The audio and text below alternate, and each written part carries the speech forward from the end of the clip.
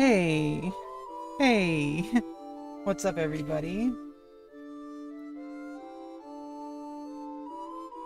Just getting ready for some more drawing. I've been really integrating, like, drawing into my routine.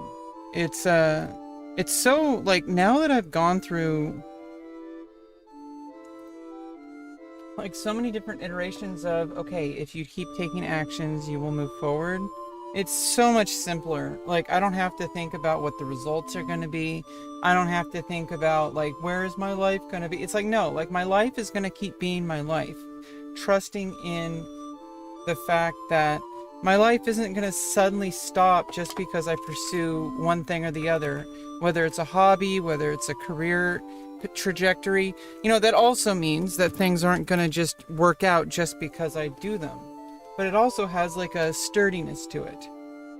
Like, because of the nature of reality, taking actions is just that. It's just taking action.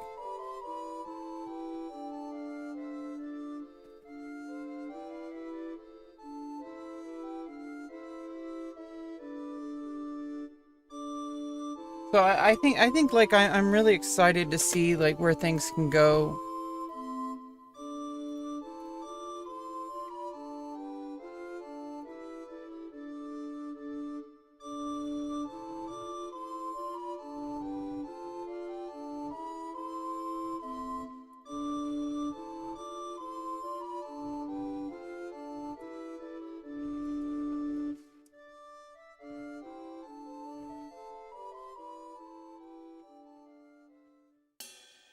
Okay. Yeah, we're listening to some Final Fantasy IX, hanging out.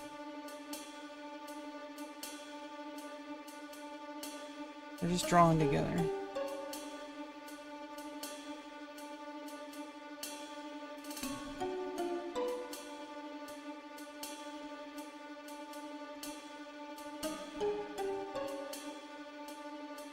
Okay. There we go. Okay. Yeah. So I've been working on some things.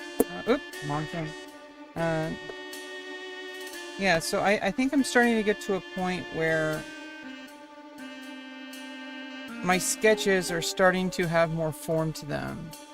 And so like I kind of just I'm doing this sketch exercise where basically I just make some random scribbles and then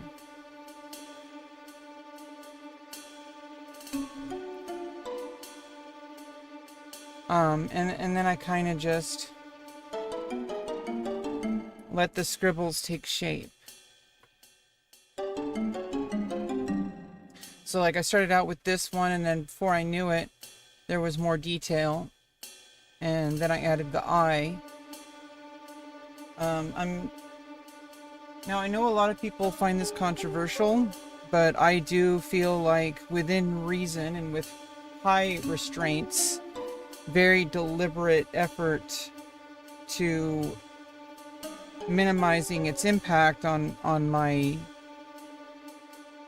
understanding of my work, using ChatGPT as like somewhat of an observer to look at my art and just like say what's working, what doesn't work. And obviously I take it with a grain of salt. I treat it just like any like a human.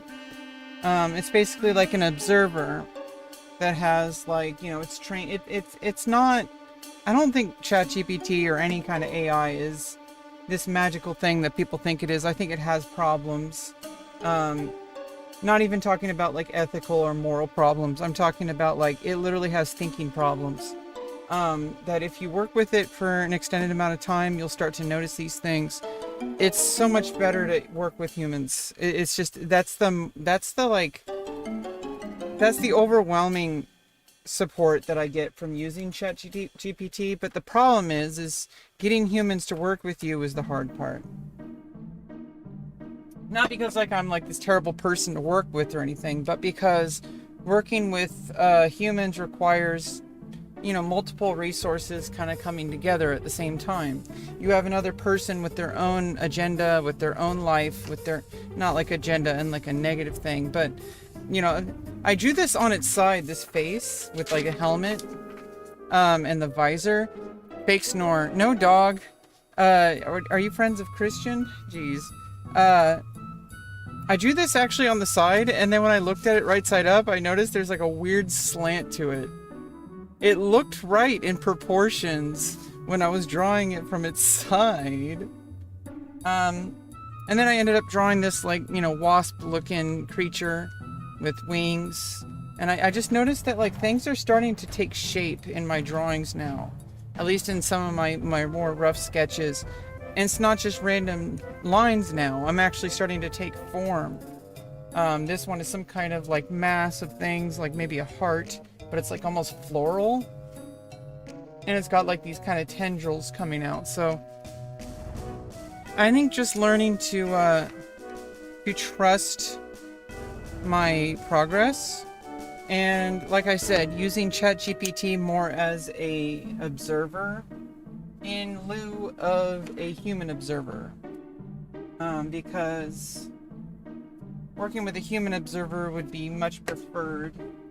But I don't have access to a 24/7 drawing coach. Should we work with you're his lover? Nice. Should we work with green, blue, pink, or yellow?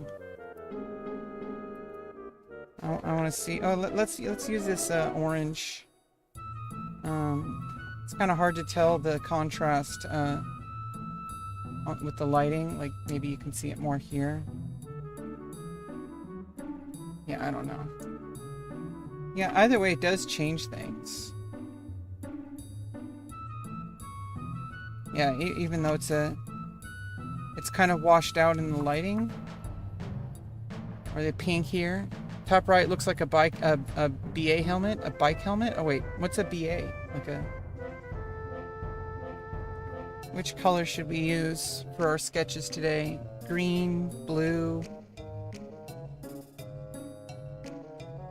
No, let's use blue.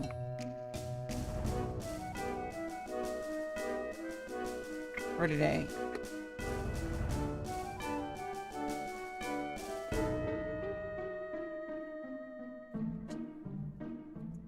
This is like gray.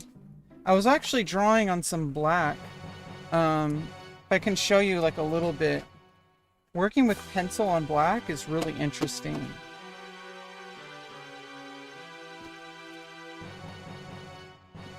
Let's get some pencils here.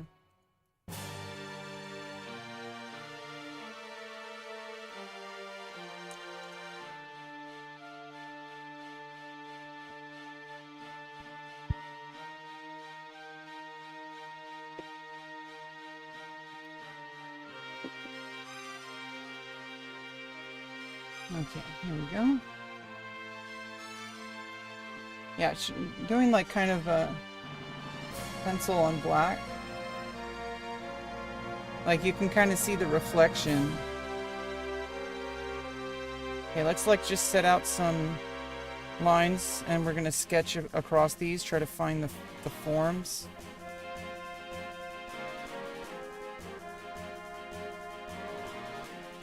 Just make some, like, you know, masses. And then we're gonna fill out the form like a little bit over time.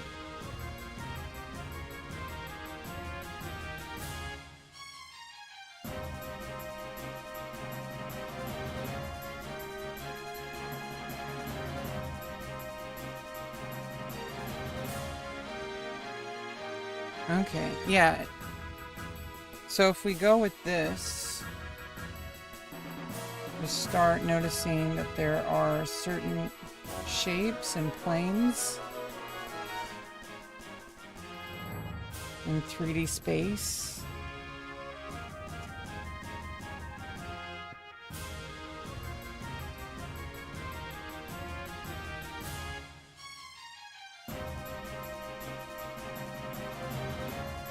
And just kind of see where these naturally kind of distribute.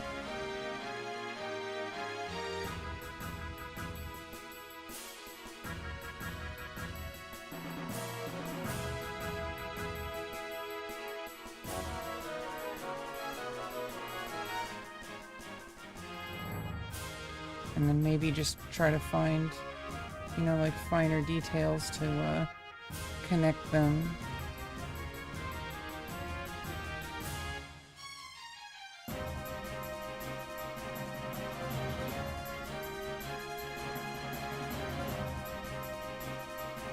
Yeah, like using the reflection of the graphite, like in the graphite on black paper, like really using the reflection as like part of the experiment.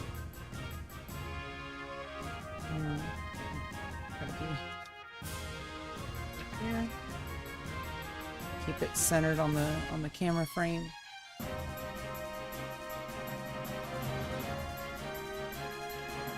Yeah, we can kind of see like maybe this is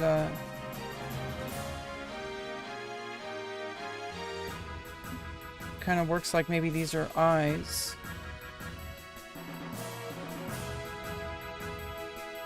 So let's like, you know, create some more kind of definition here. Maybe some eyelids.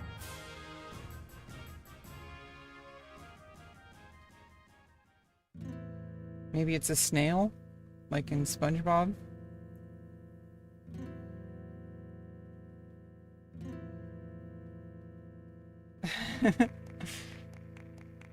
Or maybe it's Crow from Mystery Science Theater 3000. Who knows? We'll see what it is. Kind of just seeing it take shape. And like what this present moment in that specific action is doing.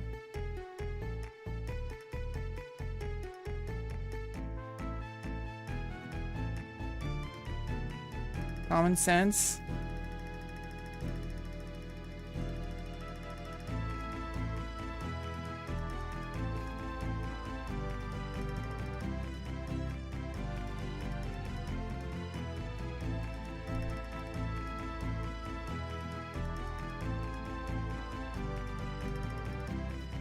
Yeah, I don't know. I don't want to add too much detail to this thing. So let's move on to the next sketch. Just trying to find where the shapes are.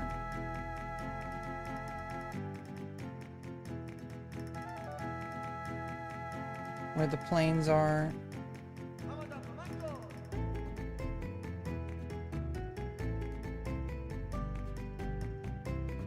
Just kind of fill it out. Fill it out and feel it out.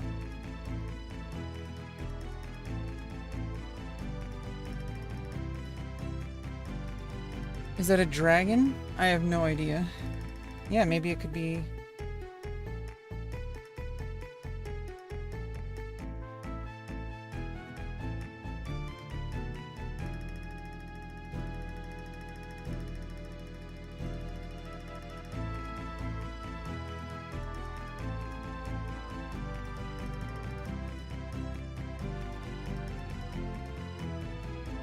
Yeah, I don't know. Maybe something like that, right?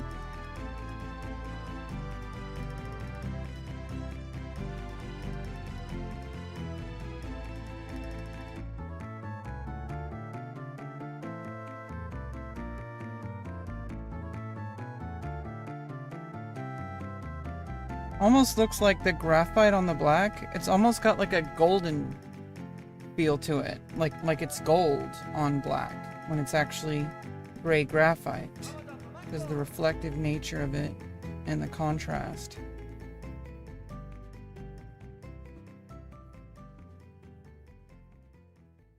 It almost feels like gold. Yeah, so we got like kind of like the movement, some of the weight distribution of the mass. I kind of connected it with the one below it, just because it felt natural in that moment. So it's like sometimes just trusting what your eyes tell you, you know, about where the drawing is going, where the form should take shape.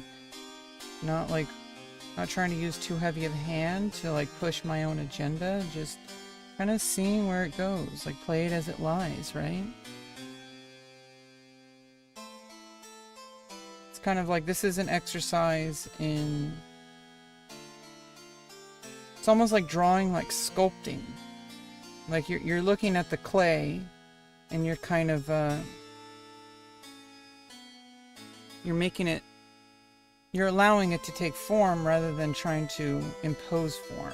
Although the act of creation involves pushing your own agenda while also allowing the natural cadence of things to allow it to take shape.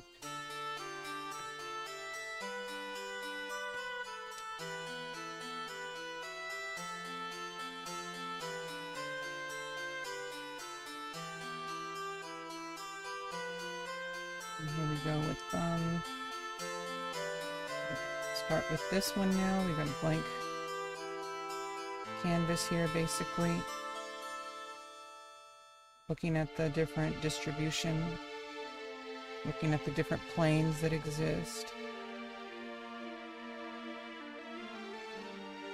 Yeah, some kind of top portion of it.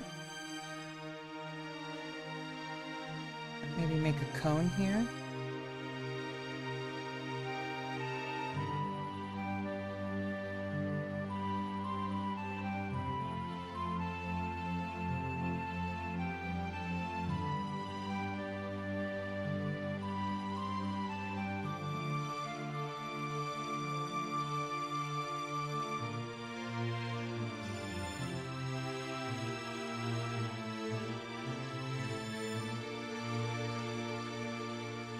Yeah, we see kind of like, almost like it might be somewhat like maybe potentially a landscape of some sort. Like this is like some mountainous region. So like we put this in, almost like it's in 3D space. So we gotta find where the different planes are.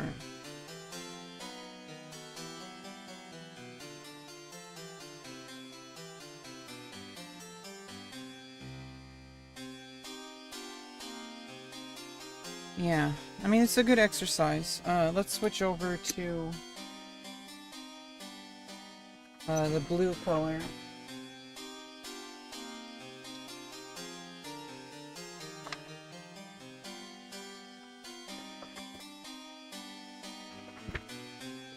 Yeah, not really trying to lock ourselves into any one single thing, just kind of trying to work on the different exercises. Yeah, the graphite on black, it makes things a little bit difficult to see sometimes, but it also helps you see some things.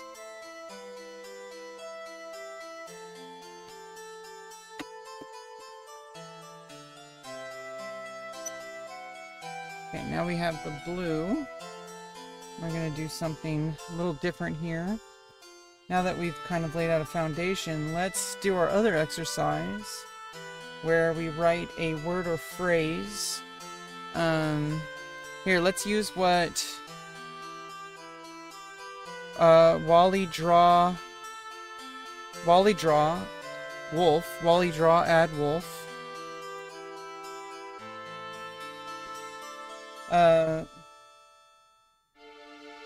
Let's write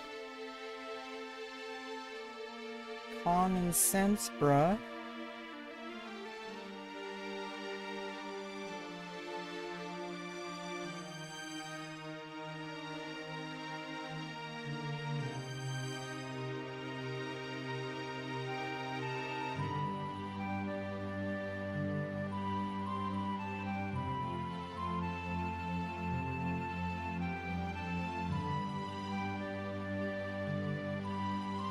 Yeah, common sense, bruh. Okay, and let's just make that a font of some sort.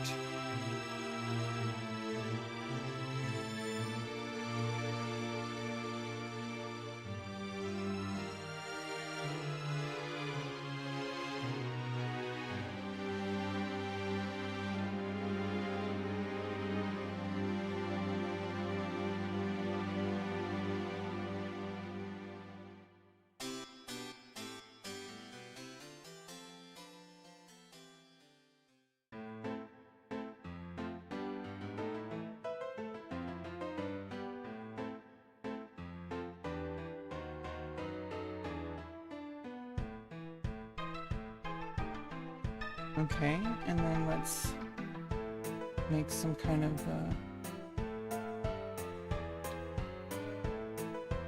frames of like some kind of containers. Kind of connect those.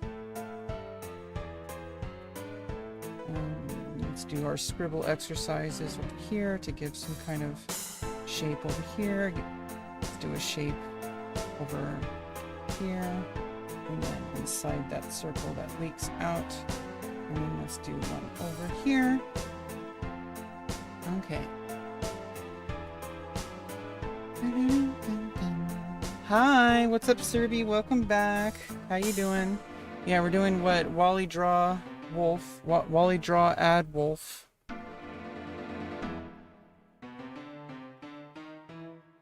Said common sense, bruh, in the chat. And so we're going to make a drawing from this. Maybe if I...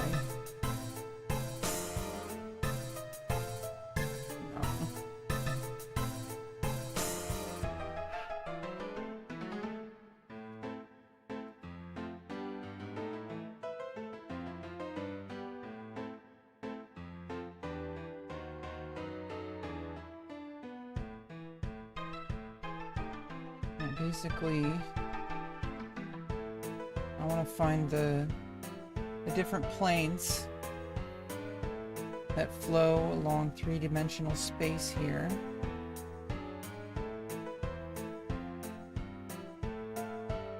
In different containers. What is Wally? That's one of the users in the chat. Wally? Wally! We have a user named Wally in the chat that said in chat, common sense, bruh. I don't know what Wally was talking about, but I don't know what that was in response to. But we're gonna use what Wally said in the chat, and we're gonna kind of evolve some kind of image from that phrase. We just write it out in some kind of font. And then our goal is to draw using the energy from it rather than the form, rather than the idea. It's the energy that word or that phrase, the angles, where the energy goes. And we're going to draw stemming from that. And by the end of the exercise, we're not going to be able to see the original words. It's going to basically, everything from the drawing comes from that energy rather than the word itself. What energy do those letters have in that combination at that placement on the two-dimensional space to create some kind of three-dimensional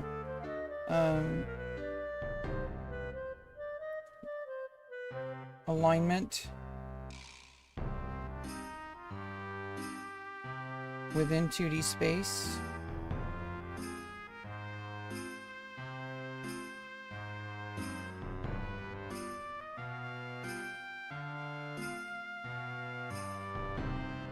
Basically, it gives us a little bit of a constraint, but not so much that it's a restraint. It's not, locking myself into some kind of idea. It's more like giving, some kind of gravity. Like where my marks are going to be. It directs the energy. You new here? That's kind of what we're doing, Therian. We don't have a specific idea in mind. Instead, we're letting the energy of the page stemming from the original marks as a sort of gravity center. And then we're kind of like working within that framework in a form of improvisation by allowing the form to take shape what it wants to be rather than what I want it to be.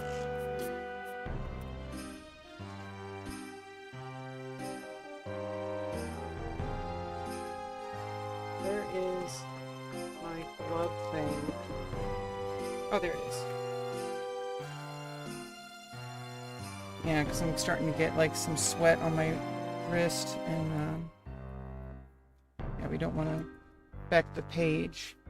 But welcome. We're basically just allowing the page to tell me what to do. And obviously, yeah, there's a lot of liberties I'm taking. A lot of those are subconscious.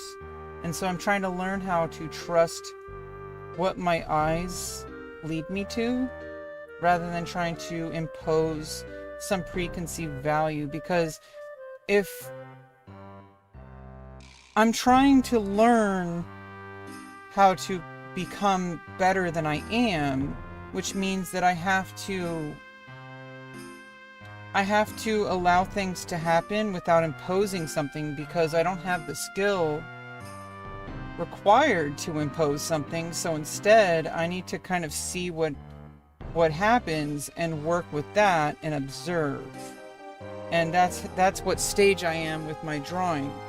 I'm not at a stage where I can impose value, where I can impose rules. If I was, I'd be able to have more control over what I actually want to put on the page.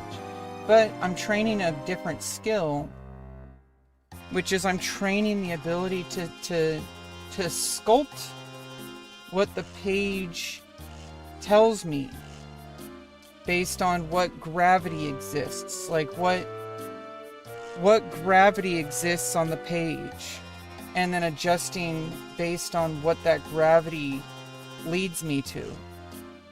Obviously, it's not gravity in the physical sense. There is no gravitational pull, literally pulling my pencil towards different things. But it's more like, what is my subconscious lean to when I see that letter, or when I see the connection of the letter to another form on the page? Because there's other gravitational centers. Like if I draw the circle right here, you see that you could treat it almost like it's a dark hole pulling all the marks towards it. And like I want to see like what that does to the overall weight, pun not intended, of the image. Like, what does this mark add to the overall gravity? What does it add to the raw form, the clay that I am not, or the marble that I'm etching out, rather than trying to impose some, idea like, oh, I want to draw a mountain. I want to draw a guy with a hat. The hell kind of explanation is this? You got me. I'm just trying to say what my process is at this exact moment. That's what I'm allowing myself to do. I'm not imposing any kind of rigid requirements. I'm just kind of letting my subconscious at this exact moment, for this exact exercise, suspending my need for control, and I'm instead allowing my mind to kind of play around in a state of discovery, in a state of play, rather than treating it like I am a creator trying to impose my will, which is a different exercise, but it's not an exercise we're doing at this exact moment. We're isolating this specific idea of allowing the page to tell me what it wants. And it's an exercise that hopefully trains my eye to find patterns, rather than trying to impose patterns based on a reference. It doesn't mean that you'll never do that. It means that in this specific exercise, we are suspending that need for control, and we are allowing gravity to work. We're allowing the marks on the page to tell us what they want. Now, if this is all I did, I don't know if that would be a good or a bad thing. But we're withholding judgment. We're not thinking in dogma here. We're thinking in, let's just see what happens. I guess that's like a TLDR of what we're doing. It's just we're just seeing what the fuck happens. That's what we're doing. If that's the TLDR. But there is like a sort of structure to the lack of structure. If that makes any sense. There's order to the chaos. I'm trying to see, based on where I am at this exact moment with my understanding of three-dimensional geometry and understanding like what my specific style is, as far as like how I make pencil marks on the page. It's less about trying to create a finished product. It's more about trying to see what my process is, so that when I do go into trying to create a specific idea, I already know what my natural tendencies are, so I'll be able to kind of control it a bit more, instead of just kind of relying on imposed ideas that are not fully developed. I'm allowing myself to develop that skill in isolation. You're just an instinctive art, not as... Yeah, an instinctive art, not a fundamental form. Yeah, exactly. I'm just trying to see what my tendencies as a creator are, rather than trying to develop... At this exact moment, I'm not trying to develop any, you know,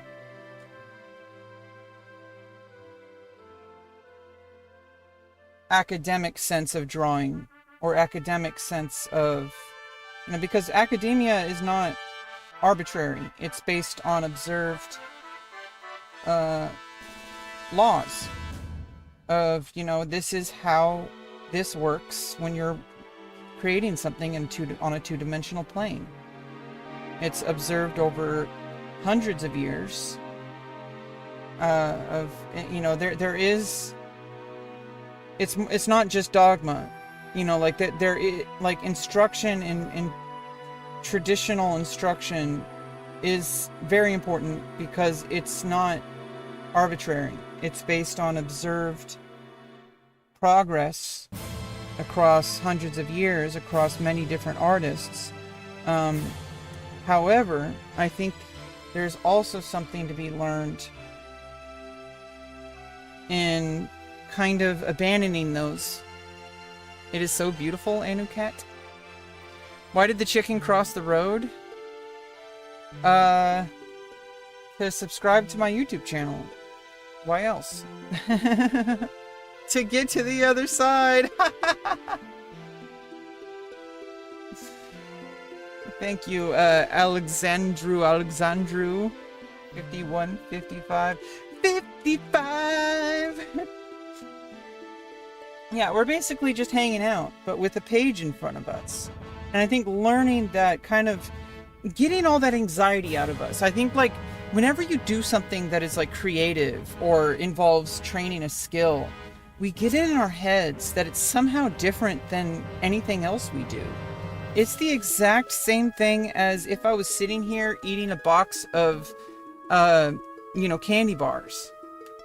You know, or if I was sitting here, you know, playing a video game. Treat the page the same way I treat everything else, only with that specific discipline in mind. There's nothing to lose from isolating skills and exercising them, and there's everything to gain. And I think a lot of the times people get this idea in their head that what they do is important, and not in like the way that it's like, you know, not important what you do. What I mean is, like, we take ourselves too seriously. Oh, you're an artist and you think this is beautiful? 67 beans, 6-7. We did 6-7 yesterday. You guys want to see how that turned out? This is like a finished version of the kind of exercise we did. Here, those are some other exercises. Where's the one where we did 6-7? We did 6-7 like yesterday or the other day. I don't remember. We did 6-7. It was on a white page. Was this it? No. No, it wasn't that one. This was stuff I did off stream. I think this was it? I don't think this was it. We wrote 6-7. This was it. Yeah, we wrote 6-7 and we kind of just let it happen. had very like angular ideas. Yeah, and then you see the toilet paper roll that I tried to draw. Yeah, that happened on stream the other day. And I just like, I wrote out the word 6-7 and I kind of just said, okay, what is this font? Like, how do we like work in fractals, I guess, in my mind? Like fractalize the original source and turning it into it's almost like an AI generated image, but with a human generated source, right? So it's like I'm treating my brain as if like I'm generating something from a fractaled idea rather than trying to force my own will, if you want to think about it that way. But I'm not an AI, and so I'm not going to have a lot of the technical skill. But I feel like, you know, there's something I can learn from just following ideas rather than imposing my own. And I've been doing this lately, and I don't think there's any rush. I think like a lot of people rush for early progress. And I'm like, I would rather take my time, first of all, just for enjoyment. Why should I treat this any different than playing a video game? I think like we get inside of our own heads too much. We start drawing and we treat it as a discipline, like music, or like, I think we get it in our heads that it's somehow we have to treat it differently than we treat everything else because, oh, it matters, it's important, it's art. It's like, no, it's not that important. It is, but it's like, you don't need to treat it internally any differently than you treat anything else. It should be natural. It should be something that comes out of your natural tendencies. It should be normal. It should be boring.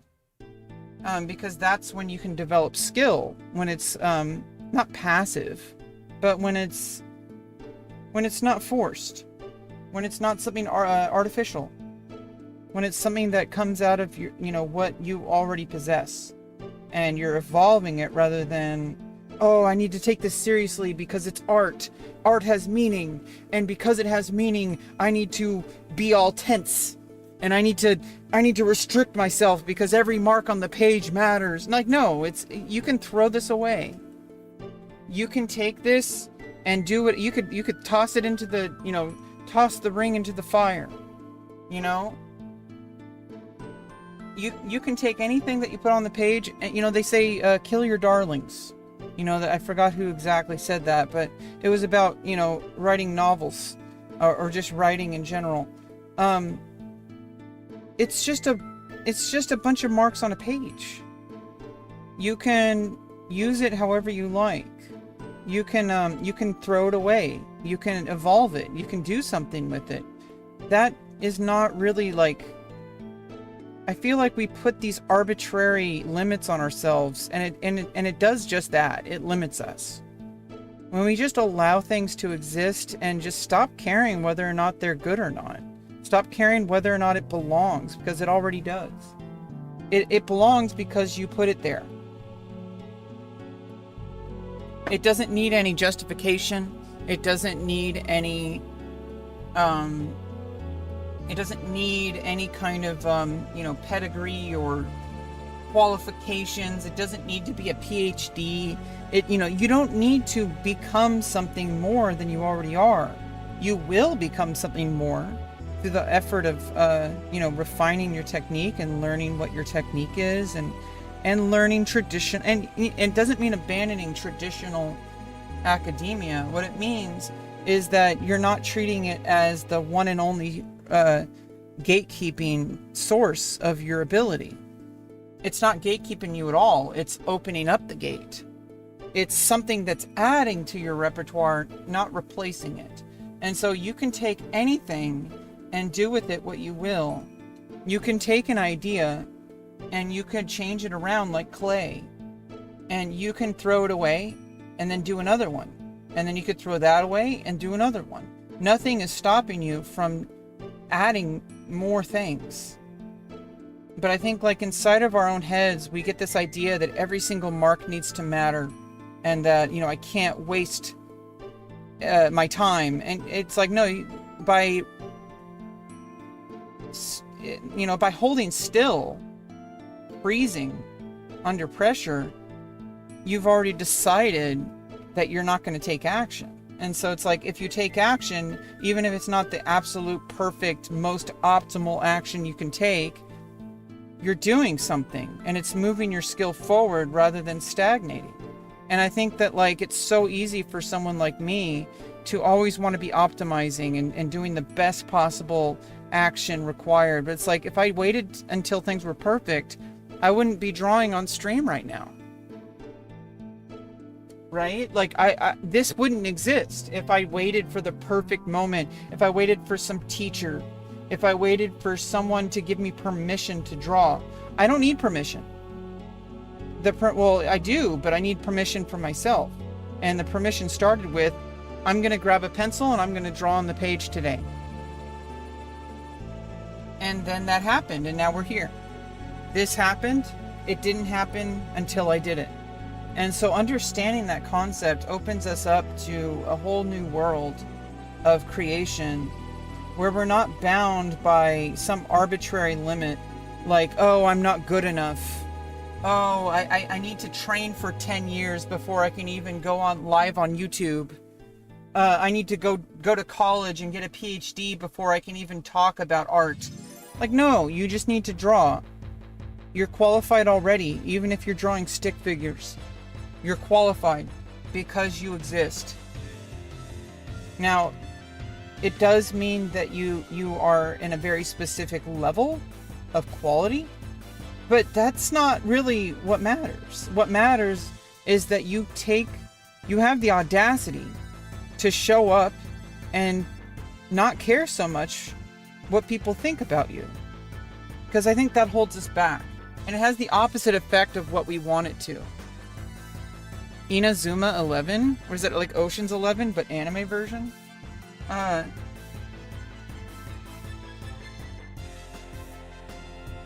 think it has like the opposite effect of what we think it does. We do it because we think that we're not ready.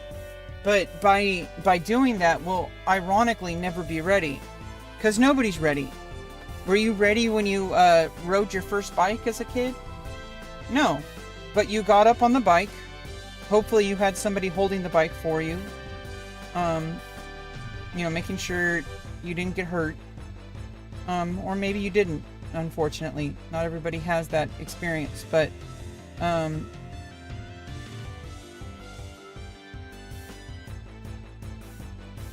you don't wait like 10 years. You don't wait like 20 years. You don't wait like 50 years before you're good enough to ride a bike, because you don't get good by learning about it. You learn by doing. And then, you could as time goes on, if you really want to take bike riding seriously, well, you do it enough times, you develop a natural skill, you will hit a plateau. Because there's only so much that raw learning can do. And you can start to exponentially grow when you now have the foundation to utilize somebody else's knowledge. You could read a scientific research paper about the optimum way to ride a bike, the optimum, weight distribution to build the perfect bicycle, how the bike chain mechanism should work, what kind of wheels you need, what kind of tires. Do you need to get one of those tires that do you need to have it deflated in the front? Or do you need to have one of those tires that's partially they have those tires that aren't actually circles. They have open wedges in them. I don't know if you've heard about those. They're like racing bikes that are ideal for certain conditions. And people do stuff like that. What kind of exercise can you do besides literally just pedaling a bike? Is there isolated exercise you can do that will increase your muscles, that in a much more efficient way than just riding the bike, that will then exponentially increase, or maybe linearly, increase your ability to ride that bike? But you wouldn't be able to even utilize that information if you didn't just get on the bike and start riding. You don't like to watch alone? Is you trans? Yes. Is I trans? Yes. I am a trans woman. I've gone through my surgeries already as of 2 years ago. I had my facial surgery 3 years ago. I had vaginoplasty 2 years ago, and it's been life-changing in the best way. And now I can move on to things like, focusing on, we're working on getting housing with my agency that I'm with. They're trying to find a new living situation for me that will, lead me towards growth and getting into more independence and learning skills in a healthier environment. And I'm also developing things like my hobbies. Like, I'm trying to learn how to draw. I'm not super talented at drawing, but I'm learning. And I think doing something that I'm not so good at trains me to not care so much about what the end result is. Not pressuring myself into, because there's a sense of identity, right? Like something like music, I'm having a hard time. I've been taking several, like 6 or 7 years away from,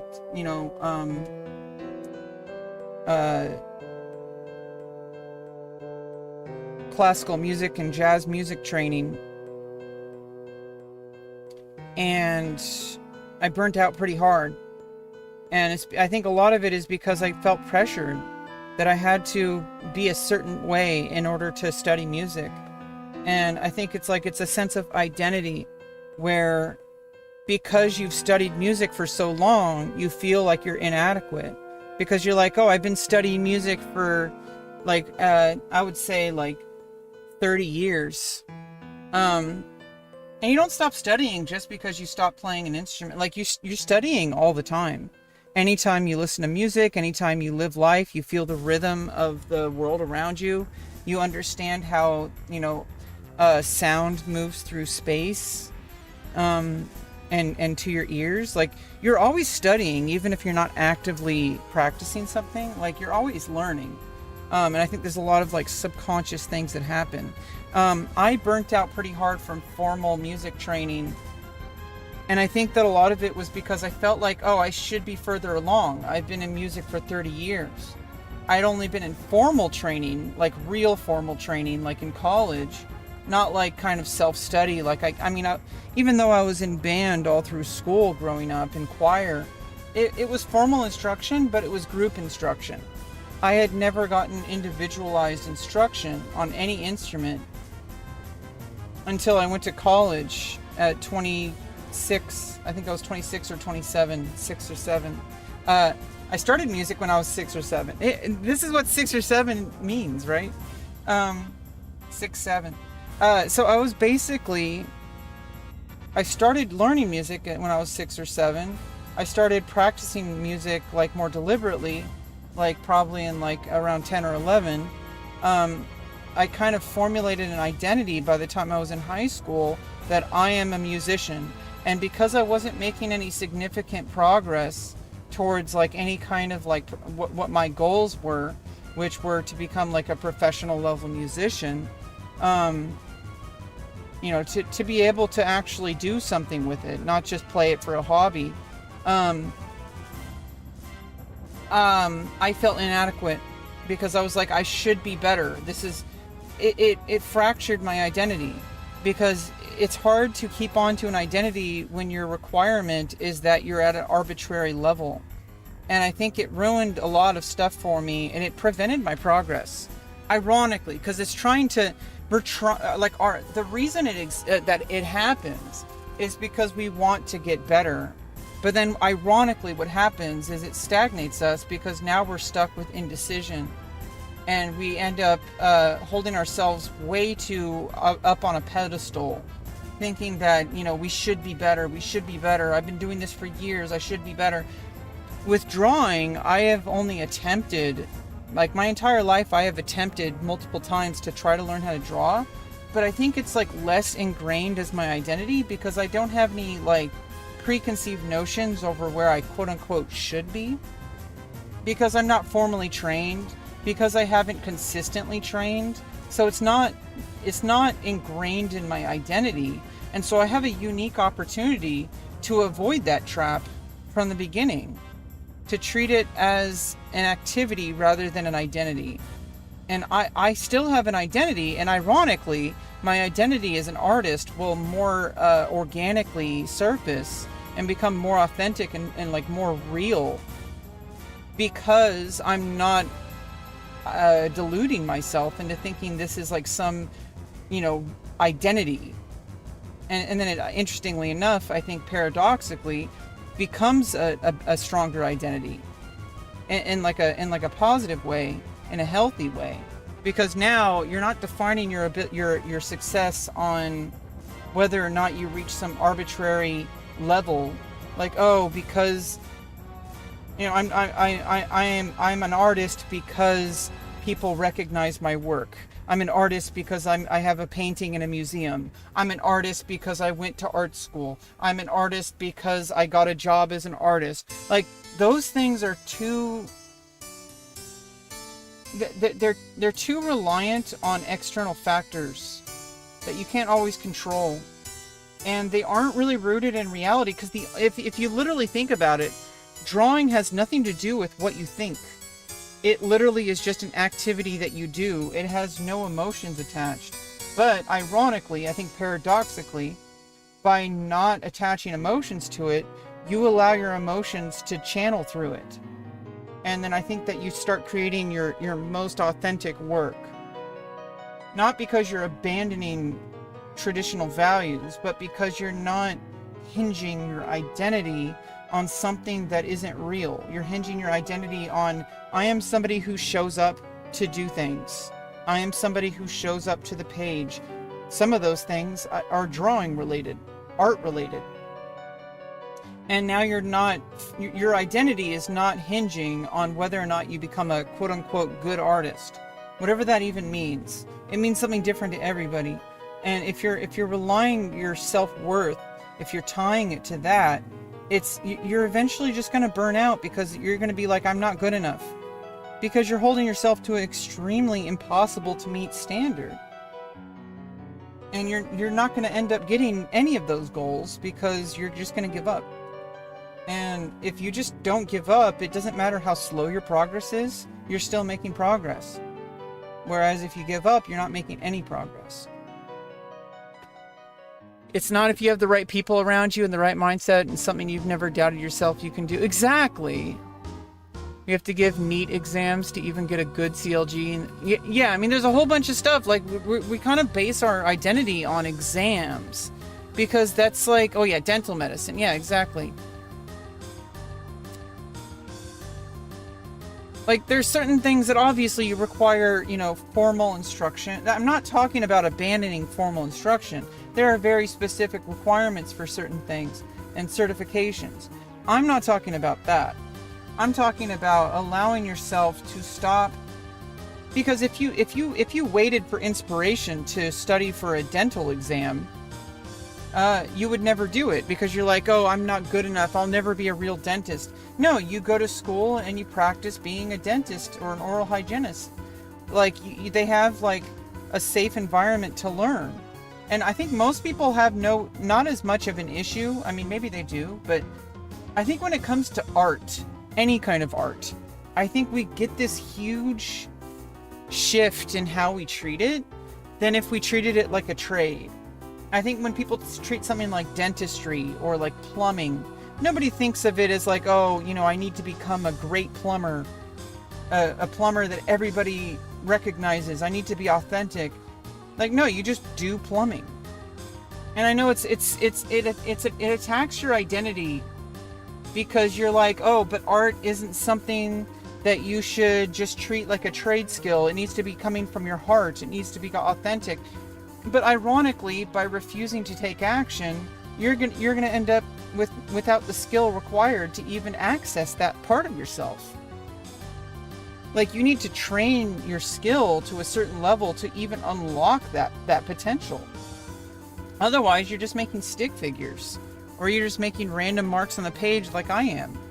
Like, this isn't something that, like, I am not at my full potential. I don't think anybody really is. But you're not going to even remotely access that part of yourself unless you just treat it like a boring practice. Like, it needs to be boring. so that you can unlock, ironically, you can unlock the non-boring stuff. Just like with music, right? So like with music, you have to practice all the boring stuff in order to get the expressive stuff. You have to practice scales. You have to practice, like, long tones if you're like a, wind instrument, like a clarinetist. You have to understand how your instrument works. You have to do fingering exercises. You have to do etudes to like train those things. It's really boring. But you do that long enough and it unlocks your ability to then express yourself in a way that you never would have expressed yourself without those raw technical abilities. So just like that, like with drawing, I need to train a whole bunch of stuff with my hands to get my hands to even have the mechanical ability to express myself. And so a lot of that is just going to be a lot of time on the page. Doing stuff like this, understanding like how lines feel when I draw them in different angles. It's like passive learning, but it's not so passive. It takes a lot of effort, deliberate exercises as well. But I'm not focused so much on, I'm just going at my own pace and I'm taking it really slow. I'm trying to solidify individual concepts before I move on to more advanced things or more formal instructions. And it doesn't mean I'm not going to, it just means I'm a little slower than what maybe a lot of people might be used to. A lot of people, they go to art school and they learn all these things about like perspective grids and the golden ratio, or like all those kind of things. 3-part perspective, all those kind of things that you learn in like art school. I have taken some art classes, but I've always burnt out because it felt like I was trying to advance too quickly. Because, you go into an art program, it's pretty accelerated, which is actually pretty good at some point. At some point, you need somebody to kind of like keep pace for you. Because you need to kind of push yourself beyond, because if you waited for yourself to be ready, sometimes that stagnates you. I am a little slower than a lot of people, but I also learn deeper than a lot of people. But that means that I do fall behind in more formal instruction, especially group instruction. I kind of need to go at my own pace for a while. There will be a time where I think I want to take formal art classes. But I'm gonna wait it out. I'm gonna see what I can do on my own so I can get the kind of competence and confidence to not burn out. Because if I started with an art class, I might feel pressure because of grades, because of timelines, like deadlines, right? I might feel pressured and then I might not meet those deadlines and it's gonna hurt my identity. I am somebody who failed a class. Like that is a huge insult to your identity, because it's not really who you are. It has nothing to do with your ability. It's just at that moment you weren't able to meet those standards. And it doesn't mean you're never going to meet the standards. It means at that exact moment you didn't meet those standards. And I have a hard time with deadlines, and formal schooling starts to, I can do it, but it wears down on me over time and I end up dropping out. I've done this several times. This isn't like, I'm not imagining things. This is a real thing that happens in my life. And I instead of burning out, I want to find how to not burn out. And I'm getting better at this. I have been training this ability to just keep going for years now. Like with my surgeries I talked about. Hey Kevin. The engineer aspirant to get a good CLG and free tuition and NEET is for people who want to become doctor. Then comes MBBS. It is after you pass is in NEET. That's like fascinating. I wish the best of luck to all of you for doing that. That is awesome. Becoming a doctor. That is amazing. That is a hard work. But just like with art or anything that you do, you have to show up. And so it's like a lot of people have a lot of don't. I mean, becoming something like a doctor, is extremely difficult. It's not guaranteed. You have to do a lot of work. You have to push above and beyond what you're currently capable of. And the people who, get into a residency, like, they have pushed themselves to the point of being qualified for that. And they weren't qualified until they were ready. And that's like an extremely challenging thing to do. But if you treated it the same way that people treated art, I'm not ready because I'm not good enough. Like, no, you become good enough by showing up and practicing. Doctors will work with, doctors work with, like, surgical robots, like surgeons. They'll work with, I believe they like work with, nowadays, they work with, like, VR or augmented reality. With like, digital tools that replicate the conditions the best we can with technology to perform that surgery in a safe way. And they do that for like hundreds or thousands of hours. But just like a flight, somebody learning how to fly a plane, like to be a pilot, for any capacity, whether it's a commercial pilot or whether it's for a military vessel or anything like that, you have to put in like hundreds or thousands of hours in the flight simulator. You're practicing. You're not just going out there and flying. Now the difference is with art, you're not gonna die by getting out a sheet of paper and putting pencil on the paper. You have even more freedom than somebody like a pilot would have, or a surgeon. So there is literally no risk to getting out the page and just seeing what happens. Just do it. And yeah, you could worry about bad habits, but I honestly think that's a lie people tell themselves. They're like, oh, I don't want to practice wrong because I'll get bad habits. I think it's much easier to fix bad habits than it is to form any kind of habit at all.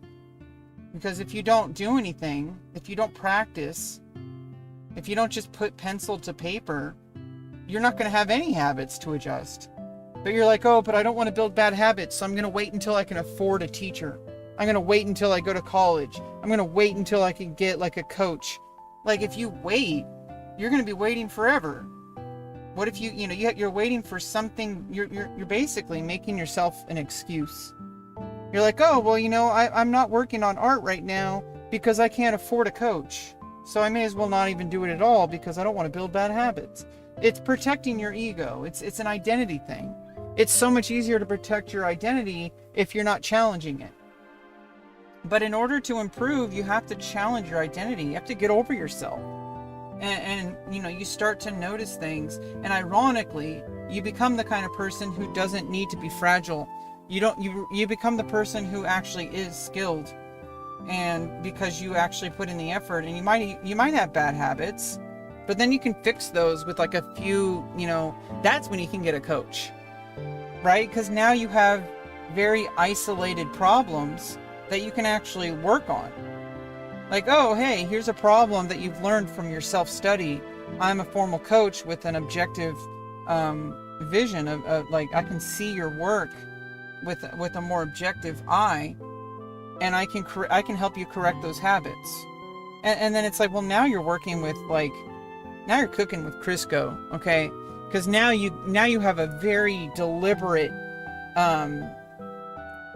you have something very deliberate to actually work with. You have a coach that can actually target something, rather than, oh, let's start with the fundamentals, and you haven't been working on art for 30 years, and so I guess we just have to start with basic instruction that you could have learned on your own. And so now you're paying somebody to basically be ChatGPT. Obviously better, but now you're paying somebody to do something that you could have learned on your own, rather than paying somebody to correct things that, just make some course corrections. Like, hey, I learned on my own. I don't have to relearn everything else. I just have to kind of course correct these few isolated things. And then that'll probably open up all the rest of your ability as well, because now you're not limited by that one blind spot. So it's like, I feel like this myth of bad habits, oh, it's harder to unlearn bad habits than it is to, no, it's harder to replace years of effort. Like if you put in years of effort with no coach, you're gonna learn things like without even trying. But if you try to wait, until oh, I need a coach, I need to afford it, so I'm going to save up for 5 years until I even start putting pencil to paper. Well, now you should have started 5 years ago. Like, you could have just started, like, maybe I'll read watch some YouTube videos on how to draw. Even though it's not as good as getting a personalized coach, you're doing something. And you're going to develop natural abilities just through the practice of doing it. And I think like a lot of people have this fear that they'll have permanent bad habits if they don't have like this professional level, $100 for like 30 minutes of instruction coach. They're like, oh, well, I can't afford it, so I guess I won't do it. It's like, no, you can afford it. You got a pencil, you got printer paper. You got everything you need. You got a pencil sharpener to sharpen those pencils. You got like this 25-cent pencil and like this like 5-cent piece of paper. Like, come on, you don't need to pay $100 an hour coach or $200 an hour coach to learn the basics. Obviously, if you have the kind of money to do that, you're going to get significant exponential growth over time. But like, that's not the point I'm trying to make. Obviously, objectively, it's always better to have a qualified professional coach. Even if you're learning things that you could learn on your own, you're going to have somebody who's going to help you learn better. But nothing is going to replace the work. Like, you're still going to have to do the work. The coach is not going to do it for you. They're going to kind of steer you in the right direction. And that's good to have, but not everybody can afford that. And unfortunately, that's the case. And so instead, maybe if I work on stuff and then while I'm saving up for that coach, I can work on things on my own. And then when I have the coach is going to have a much better foundation to work with than this is a brand new artist. They're going to say, oh, this is an artist who is self-studied, and I need to kind of help this artist relearn things. And now they have a course of, now they have a plan of action. Now they have like a targeted instruction, which is going to be way more meaningful than if they start. I mean, obviously, it's always going to be more meaningful if they had started from scratch with the coach. But like I said, reality has different plans. It costs a lot of money to hire a coach. Not everybody has that kind of money. And so if you're going to wait for that, you may as well like be waiting forever. Because money doesn't grow on trees. Okay. Like, and I feel like my whole life, the reason that I felt so behind, and that I am behind in a lot of the skills that I wanted to learn, it's because I had people who were actively preventing me from making progress. They were convincing me, or trying to convince me, and it worked, that I shouldn't pursue these things because I don't have a coach, because I can't afford a coach, because only rich people can do that. Only rich people can be musicians. Only rich people can be artists. Only rich people can play basketball professionally because they have the money to afford it. Regular people need to get a job. Regular people, and it's like, well, I basically define myself as somebody who is incapable of doing things. And interestingly enough, what they wanted from me was not something I could have ever achieved, because I have a developmental disorder. I'm disabled. And so I can't really force myself to just quote unquote get a job, whatever that means. Like, yeah, I could potentially just get I have a job now. I'm a model. I started as a model for the college, for the art department. And it's not like, making me a living. I have SSI because I'm disabled. But it's a movement towards a life that I can actually sustain, rather than a life that I'm trying to force myself to live based on what other people want me to be rather than who I am. I'm working with reality. I'm a disabled person. I have to live life differently than what people want me to live. I tried to live under their restrictive version of what I should be, and I just ended up flailing around. I ended up failing at everything I did because I was holding myself up to a standard I could not possibly uphold, because I have a disability. It's like asking a blind person to be able to see, or asking a person in a wheelchair to be able to walk. Like, you're basically expecting me to do something I can't do, and then I beat myself up over it. And I think, like, since I started standing up for myself 6 years ago, I was able to get my surgery. I was able to connect to all these resources that they're going to find me housing. They're helping me navigate employment. I have people who are helping me. I didn't have that before. Now I have the coaching I needed, but it's not the coaching they wanted me to have. They wanted me to just go get a job just like everybody else does. Why you think that you're above working a job? It's like, no, these people were attaching meaning to things that weren't true. I just simply couldn't do what they wanted me to do. And they were trying to force me to be somebody I'm not.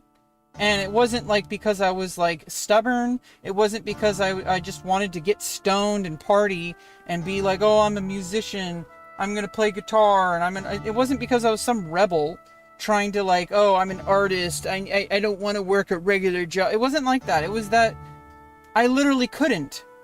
And so I was trying to work with what my abilities are rather than what my abilities should be.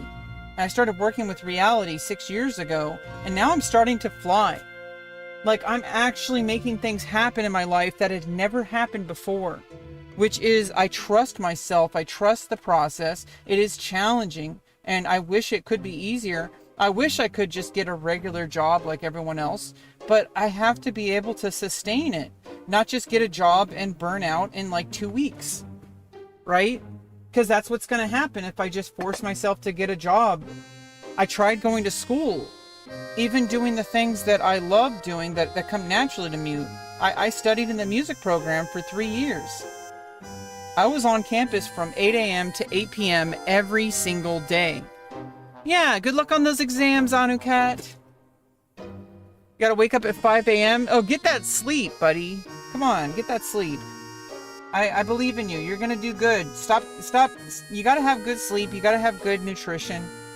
Treat it like an everyday thing. It shouldn't be this oh, I gotta get this exam. It's no, you gotta treat it as something normal. It's gotta be normal, right?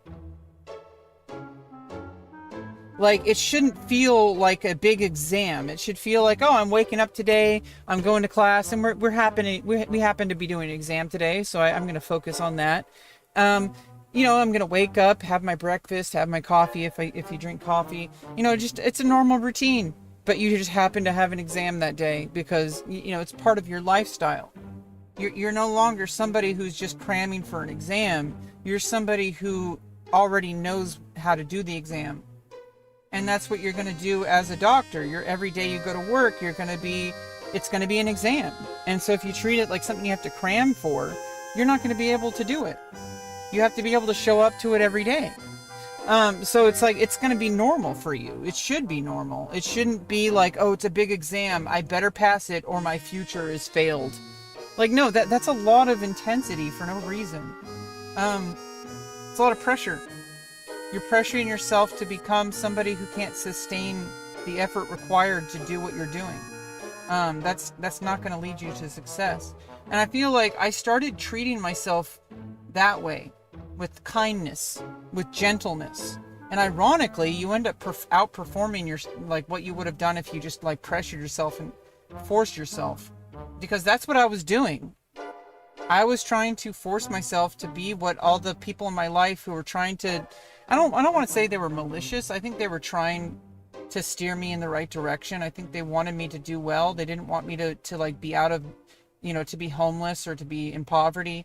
But that's what ended up happening, because I didn't have the skills required for me to succeed.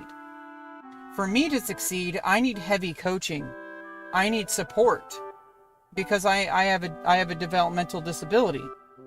I have extreme problems stemming from autism, and I know that some people are out there, they constantly have this opinion that like, oh, you're just making excuses. These people don't know what I'm dealing with. They don't live my life. They haven't gone through the struggle after struggle after struggle that I have tried to force myself to be something that the people around me wanted me to be. And then I ended up just failing anyway, which is the thing they wanted me to avoid. So it's like I failed not because I'm a failure. I failed because I didn't have the right tools. It's like if you're trying to dig a hole, but you're trying to use a hammer to dig a hole. Right? So like you're trying to dig a hole with a hammer. Like, yeah, maybe you could do it. You hit the ground hard enough with a hammer, you might be able to displace some of the soil. Or you just get a goddamn shovel. Right? Get a goddamn shovel. Stop trying to dig a hole with a hammer. Which is what basically people were trying to force me to do. I know it sounds ridiculous because people are like, oh, but that's different. That's different. It's not. I have a different kind of brain. I function differently. So I need instruction and coaching that matches that rather than fights against it. And so ever since I started getting the right kind of coaching, progress is slow, but it's progress. Right? Instead of just stalling and feeling like a failure, hating myself, getting yelled at by people and internalizing what they're yelling at me for, feeling like my identity becomes somebody who is incapable.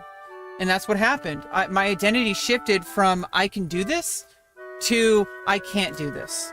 And so I ended up failing at everything. I completely dropped out of life, basically. I burnt out. I ended up, just smoking weed and drinking in my early 20s and basically just partying and doing nothing because I was like, well, I'm a failure. I can't possibly do what the world wants from me. But that's not true. What's true is I couldn't do it their way. And just because I can't do it their way doesn't mean I can't do it. And so I just needed to find the right people. And now I have an agency that specifically works with people with my specific developmental disorder. They know how to work with me. They've worked with others like me. Some people who are worse off than me in some ways. And so they've already succeeded. They have a model for success that I've never had. People who are advocating for me. People who are finding resources for me, giving me access to things that I never had access to. Just SSI alone, having a monthly income, that's already something I never had, really. I had to have a job, and in order to keep the job, I barely held on to it, and then I ended up burning out and quitting every job I had. I was unable to actually improve as a person because I was putting all my energy into just maintaining that employment. And I know it sounds like such an excuse to most people out there. It sounds like such an excuse. Trust me, it is not what you think it is. I don't need to convince these people otherwise. They're going to think whatever they think. There's going to be people in my YouTube comments who think that I'm just a failure, that think I'm lazy. They can think whatever they want. I already know what works. I know what doesn't work. And I have the things are already working. Things are already changing. And I don't need their approval to succeed. I just need to succeed. And once you stop working hard. Like, I want you to divorce yourself from this idea of working hard, because that you could work hard forever and never get anywhere. Just do what is required to become successful. That's it. That's where your work should be. You might work hard, you might not. On some things you're going to work hard, on some things you're just going to do what's needed. If you want to build a mountain out of a hill, You just start taking one spoonful of dirt every day and you put it on top of that hill. And after enough spoonfuls of dirt, it becomes a goddamn mountain. It doesn't matter if you worked hard or not. It matters that you put the dirt on the hill and it accumulated over time. You lay that one brick. You don't try to build a wall. You lay one brick the best way you fucking can. Every day you lay that one brick. Your entire day is on how do I get the evenness of the cement? Like exactly how do I place it on there? You spend all of your energy on achieving that one goal rather than trying to spend your energy on working hard. Because you can work hard as you want. If you're just like lifting a brick up and down and not actually placing cement on it, it doesn't matter how hard you work. It's not going to stick until you put cement on it. So it's like, you just put the goddamn cement on it. Like, it doesn't matter how hard you work. You just do what is required to become successful, whatever that means. And if your effort needs to be put into finding out what those steps are, then that's what you work on. Once you know what those steps are, you execute those steps. And that's what I've been doing. That's how I got my surgeries to happen. That's how I got these agencies to start looking for housing. That's how I got everything that I have. All the things that are leading me towards a better future, all the things that are leading me towards a better life, are because I just showed up and kept doing what was required of me. It wasn't because I worked hard. And I think a lot of my anxiety is because it feels like I'm doing nothing, but that's because my brain needs to be unwired into attaching my worth to how much effort I'm exerting. It doesn't matter how hard I work. It matters what you do. And I think changing my mindset, it has like a kind of a shell shock to it. Because it's like I'm expecting there to be more effort. And it's like because I have like this idea that if I'm not working hard, if I'm not expending all my effort, if I'm not exhausted every day, then I'm probably not doing enough. And that's incorrect. That is just factually untrue.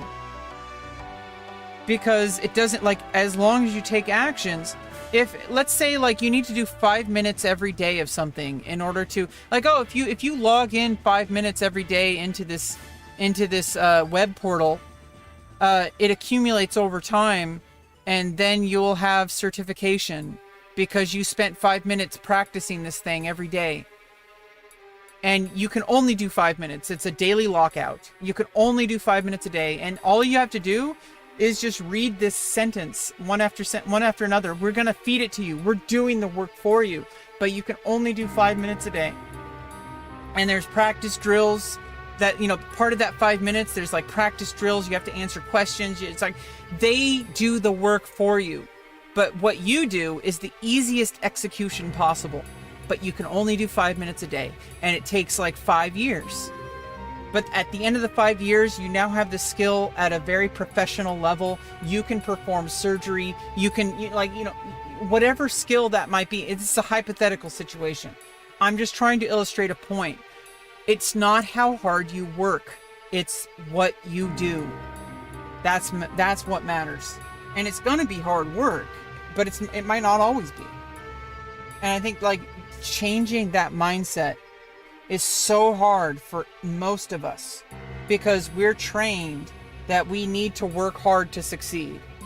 But working hard doesn't matter if you're trying to dig a hole with a hammer instead of using a goddamn shovel. Ayahuasca? Or you could just take ayahuasca.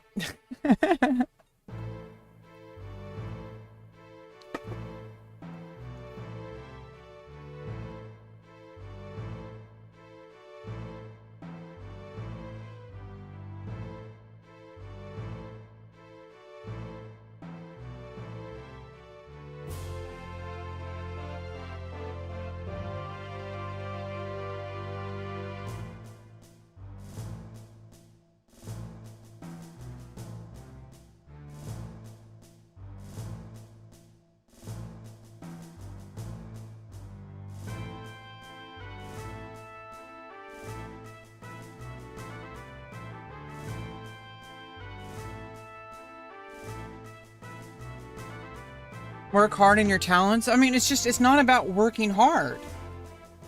It's about doing what needs to be done, which might be hard. It might always be hard, but that's like, it's a fundamental shift in how you think about problem solving. It's a fundamental shift. It's not about working hard. It's about doing what is required, which sometimes might require very hard work. It sometimes might require very little work or no work. Some things are literally just gatekept behind external things you have no control over. Okay, so working hard doesn't magically make those things happen. Like, some things are time locked, right? You have to wait till the next day. Working harder isn't going to make time flow faster. Like, you can't magically make the day happen sooner. You have to wait until the 24 hours. It's literally time gated. Like, you can't work harder to make the day happen sooner, right?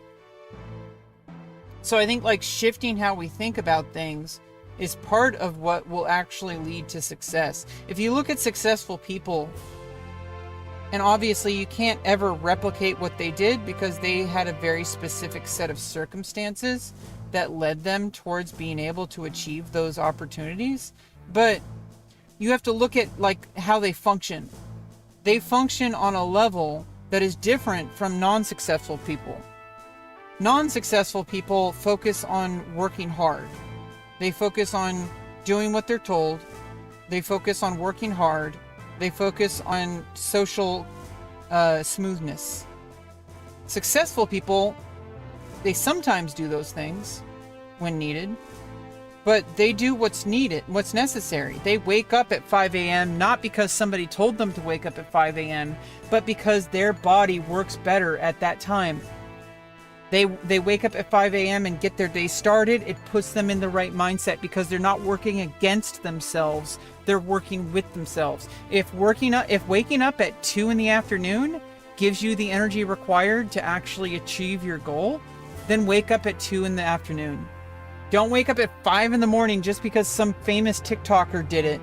You know, like, this person didn't do it just because it was arbitrary. They did it because it worked. And if it doesn't work, then don't do it.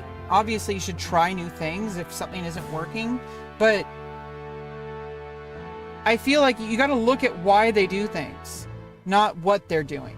Because you can see, like, successful people, what they're really doing is they're just over time taking actions that will lead them towards their goal.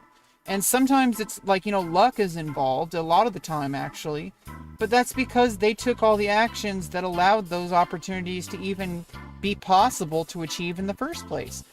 If you don't practice how to draw every single day for years, developing your own skill, what if out of nowhere there's somehow like this professional coaching opportunity that says, okay, we're to the first person who has this level skill of knowledge, I'm going to give 5 years of professional coaching. But you have to meet this minimum, like, you have to submit artwork to this contest. And so you don't have that skill if you didn't train it yourself. Like, so now you can actually submit work to this contest and you have an actual chance where you wouldn't have had any chance if you didn't try to draw on your own, right? So, like, these are the kind of things where, like, luck only happens to people who allow luck to happen. Luck doesn't happen to just random people. You know, like, there's that, like, with that parable of, like, or whatever, of, like, the squirrel and, like, the squirrel and the weasel or something like that. But basically, there's like a squirrel that, like, works diligently all through the winter or all during the summer, collecting nuts, like acorns and walnuts and stuff, and stowing them away for the winter, doing all this work. And then, like, this other creature, the rabbit or whatever it is just like, you know what, I'm just gonna be lazy all summer. And then by the time winter comes, he has no food. And so the squirrel spent all of his time actually getting the food stored, put in the work. Like, luck isn't random. Like, yeah, maybe you could say that there was luck, that there happened to be acorns there or whatever, but if you show up every day looking for acorns, you will find them. If you don't even look for them, you're not going to find them. Like, maybe one will fall on your head.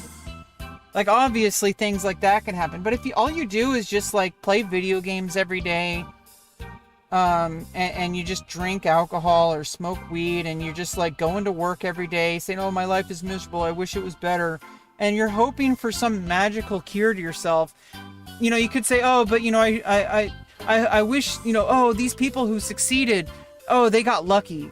Like, no, they showed up every single goddamn day, even for 5 minutes a day, sometimes 5 minutes, sometimes 5 hours.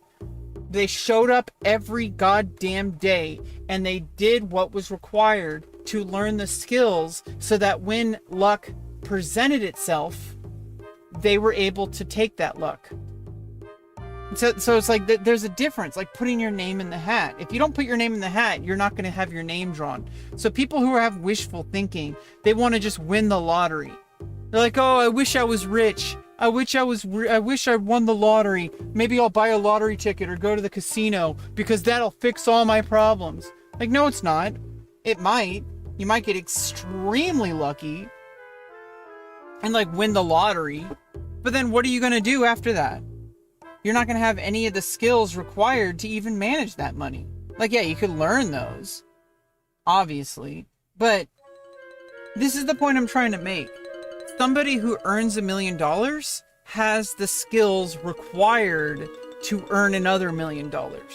Somebody who has like $1 million land on them has zero skills in how to actually manage that money or use it, invest in it. Somebody who makes $1 million knows how money works. They might have luck.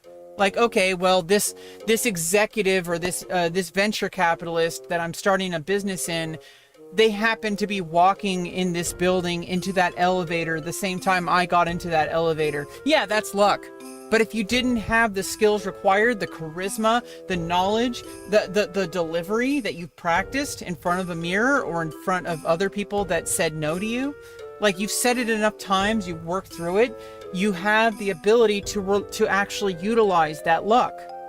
Whereas somebody who's just, oh, I'm going to work every day, I'm drinking after work and just watching TV, I'm just doing nothing with my life, I'm not actually putting any effort towards the things that I truly want, and then you expect somebody to just hand everything on your lap. Oh, because people who are successful are just lucky. Like, no, they put in the effort every goddamn day. And then when luck presents itself, they're able to actually use it. That's the difference. Being jealous others got it. Yeah, a lot changed for me after I walked out of my crap corporate job and opened my business. I'm really glad to hear that, Himba. That's really scary. And a lot of people they're justifiably scared. I don't want to say somebody's a loser for not doing what you did. But, I mean, it is really scary. Starting a business rather than relying on an established business that has a guaranteed or pretty much guaranteed paycheck, to actually start your own business that might not work out, that is terrifying. But you wouldn't find out if it works if you didn't do it. And so by doing it, you're making your own luck. Because if you didn't do it at all, nobody's going to just start a business for you. Like, they might.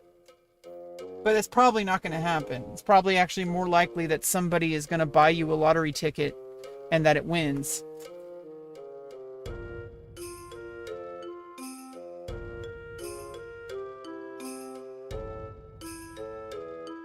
So I feel like that's like the fundamental change that successful people have in their mind that's very, like, fundamentally different than people who aren't successful.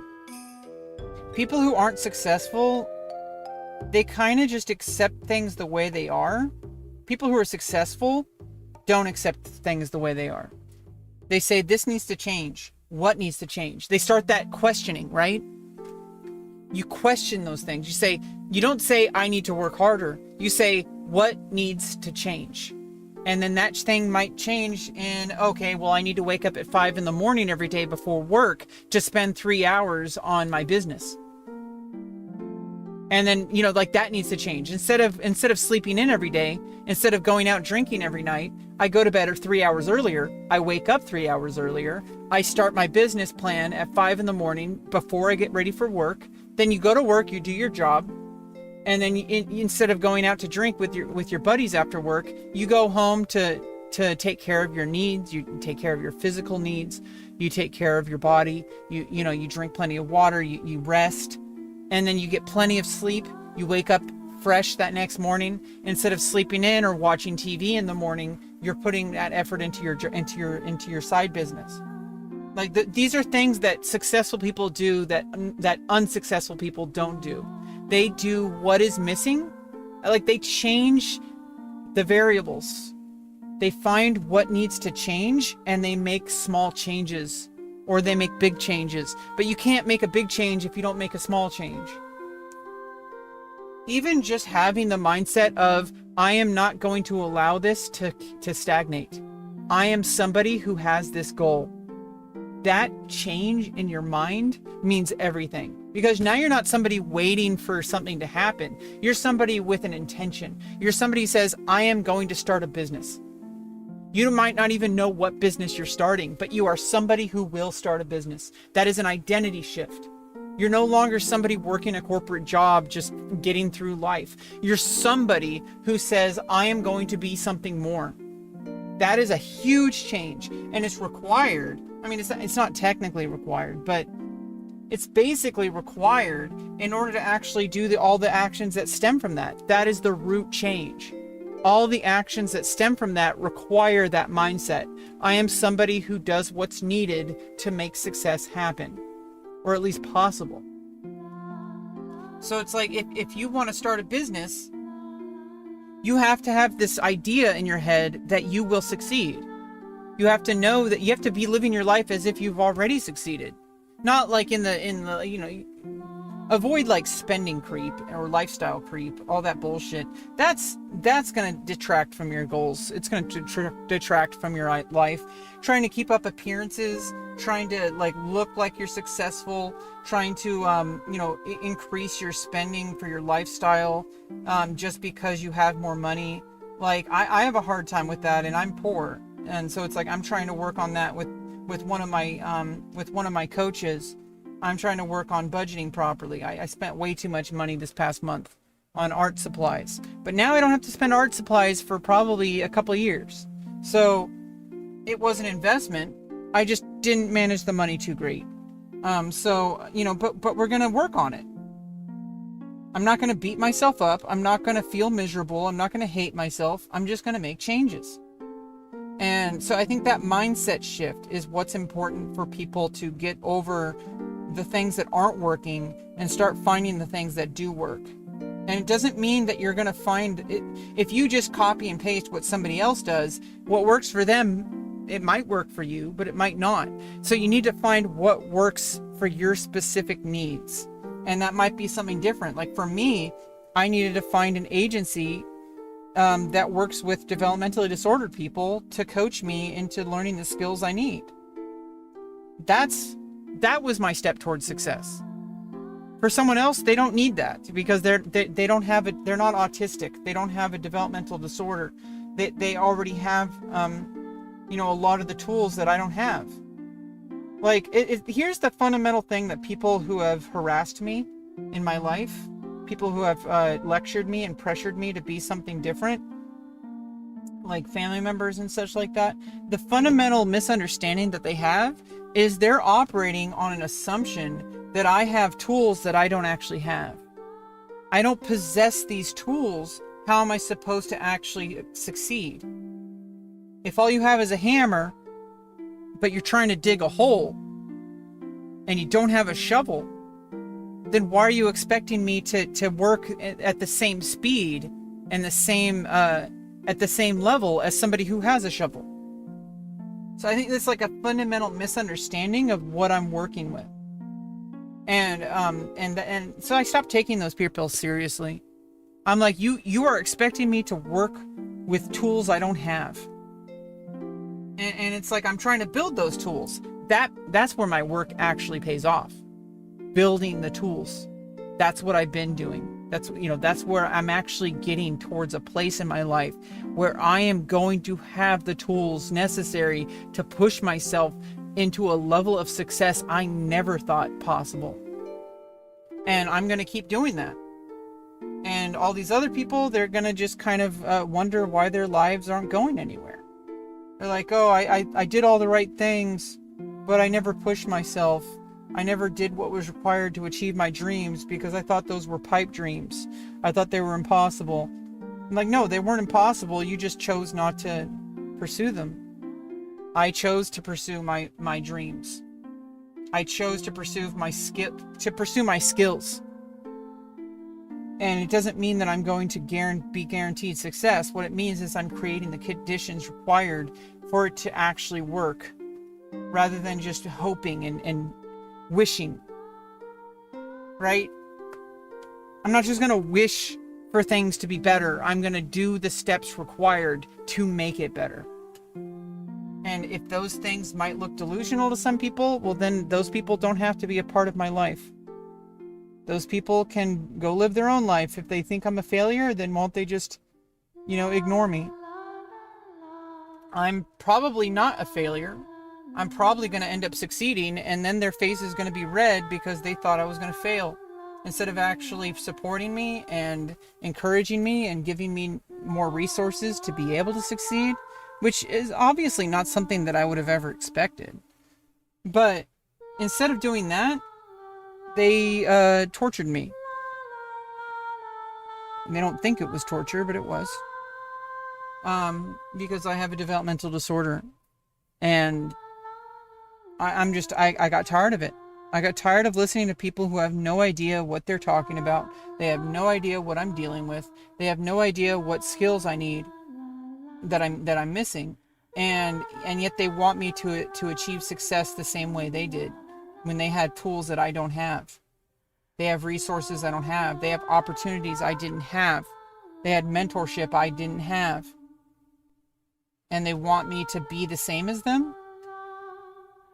That's pretty abusive, and I got tired of it. I saw it for what it is. It is a fundamental disrespect for me and my needs. Instead of trying to meet me where I'm at, they're trying to force me to be someone I'm not. Something I can never be. I can't stop being autistic. Is this AI? No. Honestly, I get a bit lucky. If I wouldn't have left my corporate job, I would have never had that luck present itself. Exactly. That's how it goes. Like, yeah, it's risky. But I mean, what's the worst case scenario? You'll have to find a new corporate job? Like, that's the worst case scenario. Actually, I mean, it could get worse. Like, but somebody's going to hire you. If you got that first job, it means you can get another job, right? You had the skills required to get that first corporate job. You could have got a second corporate job if your business didn't work out right away. But also, I think just because you change your plans doesn't mean you give up on your plans. If your business didn't work out for you and you had to go get a corporate job again, it just means you have to try again. And if you are the kind of person that succeeded at creating a business, you're the kind of person that would have adjusted, and you would have learned from your first attempt, and you would have done it differently. And maybe some things are just pure luck. And maybe if you do it enough times, you will get there. But you're also not just getting luck. You're learning skills every time you try to start that business. You're learning what works. You're learning what doesn't work. You're learning passive skills. Like you are learning things just by doing it. And if you didn't do that, if you just stayed at your corporate job and you relied on, I'm going to wait until an opportunity presents itself. Well, somebody who is actually actively seeking those opportunities is going to get it before you, because they're waking up every day and their mind is already, I am a business owner. I am an entrepreneur. It is a part of their identity. They are miles ahead of you, light years ahead of you. Because if you're like, I work in a corporate job, but I wish I had a business. I wish I started a business, but something's stopping me. and I don't know what it is, and I'm not even going to try to, like, if you don't know what's stopping you, your goal is to figure that out. Your goal is to find what is holding me back. That's 100% of your effort. That's where working hard pays off. You take things one sequence at a time. If you're not going to start at, I'm going to start a business. You're going to start with, I am an entrepreneur. I am a business owner. Okay, what is holding me back? You go backwards from that. You know what you're going to become. You are going to become a successful entrepreneur. And you go all the way back from the finish line. You go all the way back to where you are right now. And you say, what needs to change to make that goal more likely? And you do that one little thing at a time. That little thing might be a big thing. That little thing might be, okay, I need to shift my mindset. I need to think that I am going to get that goal. I have to believe it. And it might not be possible right now, today.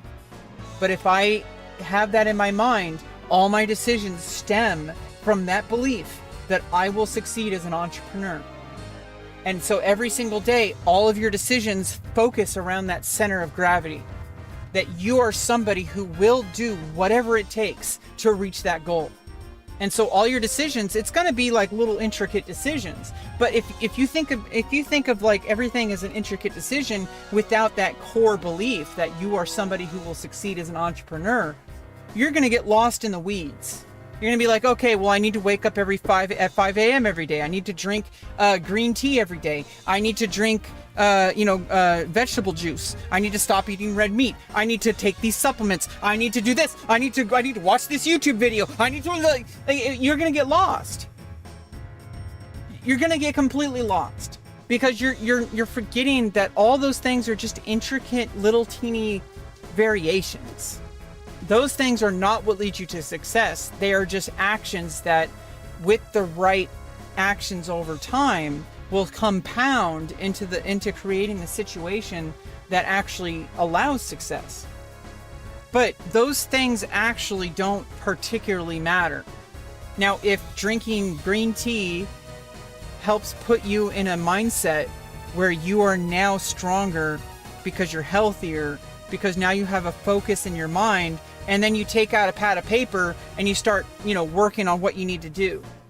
Like, okay, well, if I want to start a business, let me look at the calendar. Oh, there's a venture capitalist opportunity coming up where I'm going to be able to go to a public presentation. Like, maybe I'm going to learn something there, and you might not. It might be a waste of time, but you're actually going to the place where entrepreneurs go. You're like, maybe that's probably a scam, but the old me, the one who thought that everything was luck, wouldn't have gone to this. But the new me, the me that says, I am an entrepreneur, I will succeed, that person, even if that is a guaranteed failure of a lost cause, that person still goes to that meeting.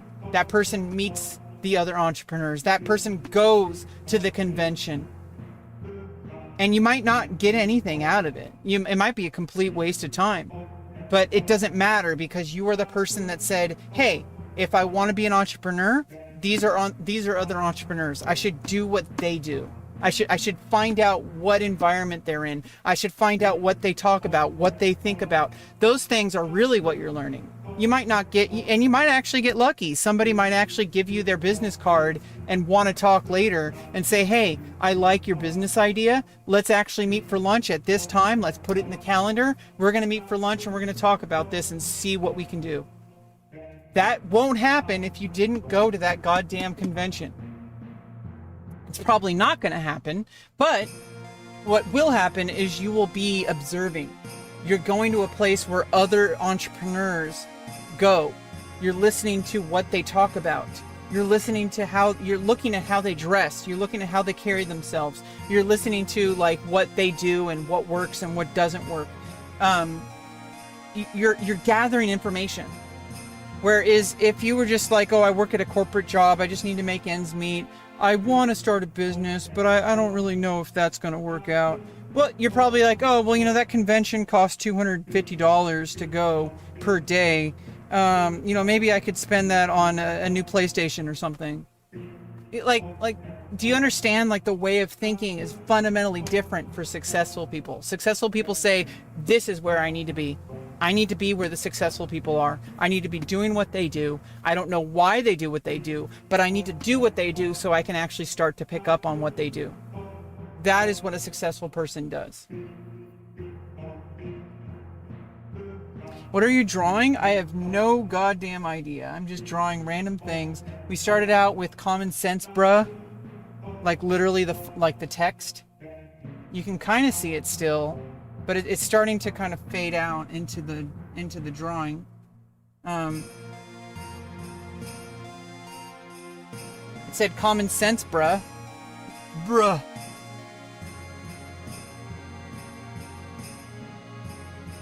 The one we did last time said 6-7. And we're just kind of discovering what happens as we kind of follow the gravity of the picture. Like, of the marks that I'm making. Oh, I'm sorry to hear that, Nico. You get a sense yeah, I mean, we don't need to get into it. I have a lot of personal history that is pretty traumatizing. But I am not going to define myself on my childhood. I'm going to define myself on who I am today, what led me here, what led me to success, and what held me back. And what got me to success was fundamentally changing my identity into, I am somebody who does what is required to reach this goal. I don't know exactly what the steps are. I don't know what those things are, but I already know that I am somebody who takes those steps. And it might be difficult, it might be easy, but that's not what determines my actions. What determines my actions is this something that is more or less likely to lead me to this goal? And so it's like, I got my transition related surgeries. I had male to female facial surgery reconstruction, and I had vaginoplasty. So those things didn't just happen. 6 years ago, I went to my doctor and I changed something. I turned a key in my head. I said, I don't know how. I don't know what it will take. I don't know how long it will take, but we are going to move towards these surgeries. We will do whatever it takes. I will do whatever it takes. I will not stop until this surgery happens.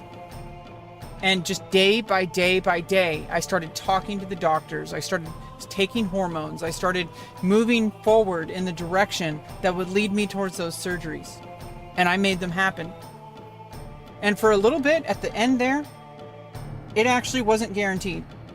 I have diabetes, and my surgeon didn't want to operate on me unless I lowered my A1C below 6.9 or below 7. It was at 7.2. Now, A1C, if you don't know, is an average of 3 months of your blood glucose levels. It usually, you're only able to lower it about like 0.1 points at best per month, or maybe even per 3 months. I lowered it by 0.5 points in a single month, 4 weeks, 30 days. I worked insanely hard at the most crucial moment. And my surgeon said, hell yeah, we're doing the surgery. And I recovered better because of it too. That's why he required it. He required it because there was going to be less chance of complications if I was healthier. And I got healthy. Now I've kind of burned out since then, but it's only been like 2 years since the surgery. I feel like I need to kind of allow it to have the weight that it truly deserves.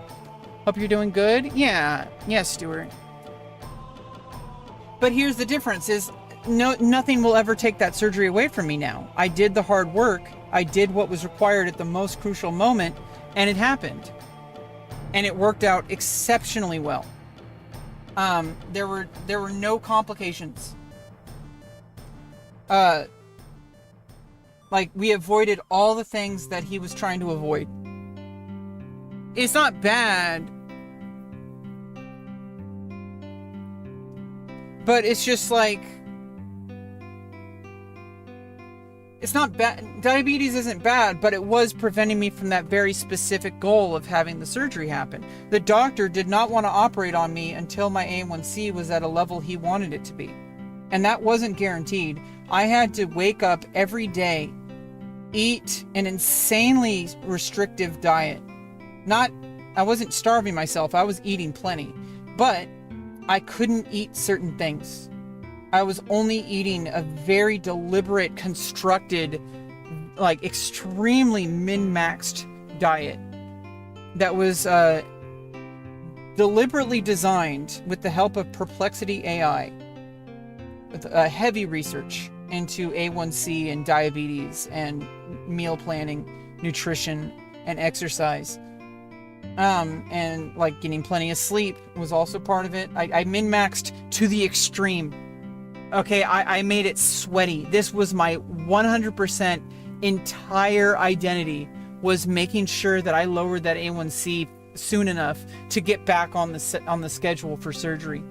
That was my only goal. I had no other purpose for living.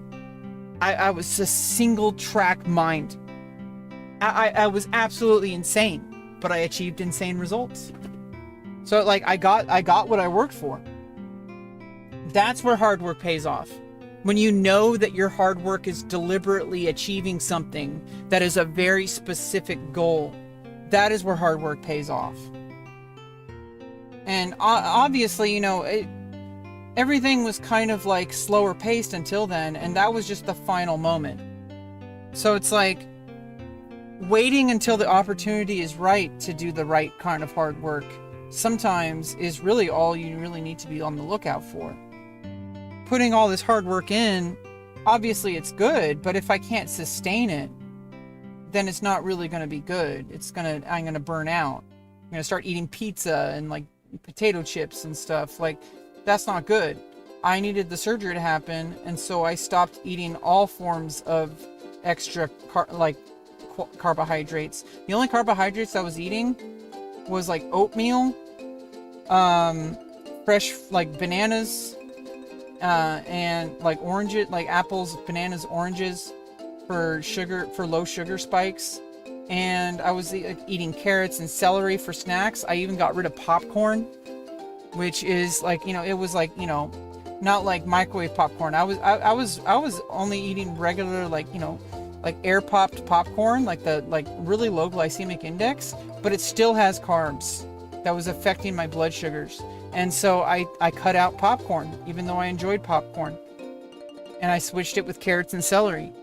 I started eating like, you know, a very deliberate diet. We could get into it, but I don't really know if I want to rehash it right now. But what I'm trying to say is that I already going into this, I had already in my mind had been living with the understanding that the surgery was going to happen. I didn't wish for it, I worked for it. I spent years doing little teeny tiny daily actions towards that goal, and eventually it just happened. It was not guaranteed, it wasn't luck. There was luck involved. Timing is luck. There were external resources that I couldn't control. My original surgeon left the practice months before the surgery was going to happen. And the clinic, luckily, thankfully, had a qualified surgeon to replace him, to have the same surgery date. But then my diabetes got in the way. And so it's like, it wasn't even about, you know, then it was personal, right? Then it wasn't because of some external factor. It was nobody's fault but mine at that point. And so I was like, I need to fucking grow up and take care of this. And I did. And I fucking kicked ass. And I made it happen. And I'm so glad I did. It's so much better. Holy fuck. You have no idea how much better things are now for me. Sometimes people in the comments, they have these preconceived notions about what it means to be trans, or that I'm somehow like miserable or deformed. I am so much better than you can possibly imagine. you have no idea how bad things were. No amount of therapy would have solved this. It would have just got worse and worse and worse. You would not even, I would probably not even exist, to be fair, to be completely blunt. I would probably not even be alive right now. And I don't want to talk about that too much, but this is why I trust myself now. That if I want to get better at something, it doesn't matter if I'm perfect. It matters that I show up and I do what's required. This drawing may not be very good, but it didn't exist until I picked up the pencil and started drawing.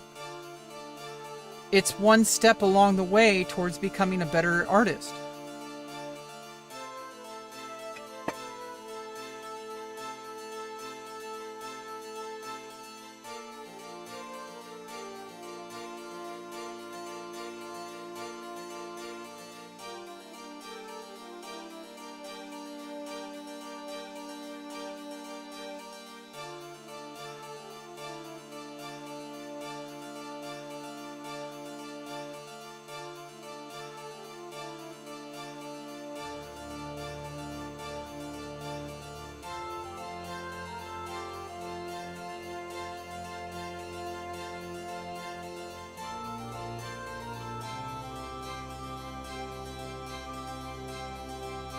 Yeah, and somebody who's pretty weak-minded and short, thinks in short-term, short-sighted bursts would see what I'm doing right now and say, oh, she's delusional. She's never going to become an artist. She sucks. And it's like, it's because I have a different mindset. I'm not thinking about who I am today. I am thinking about who I can be today to become who I want to be. It's a fundamental shift in thinking, and it's really hard for a lot of people to do. Some people will never do it, but they'll also never achieve their goals. Not deliberately.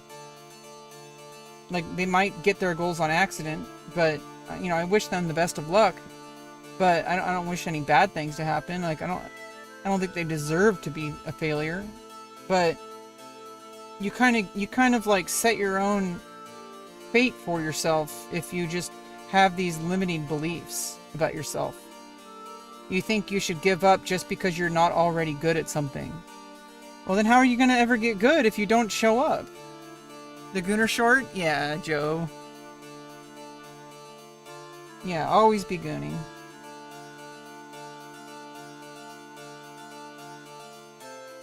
Always be gooning. Always be gooning. Gooning. Yeah, and you know, so now, like, I'm showing up to my stream to do stuff like this. I'm talking about stuff on stream. Some of the things I say or do end up as YouTube shorts.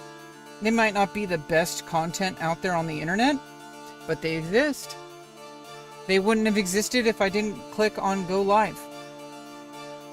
If I didn't go live, if I didn't say these things, if I hid behind my shame, if I was like, oh, well, I'm not good enough to be a content creator, I suck, I don't get any views, blah blah blah. If I lived like that, I may as well quit now.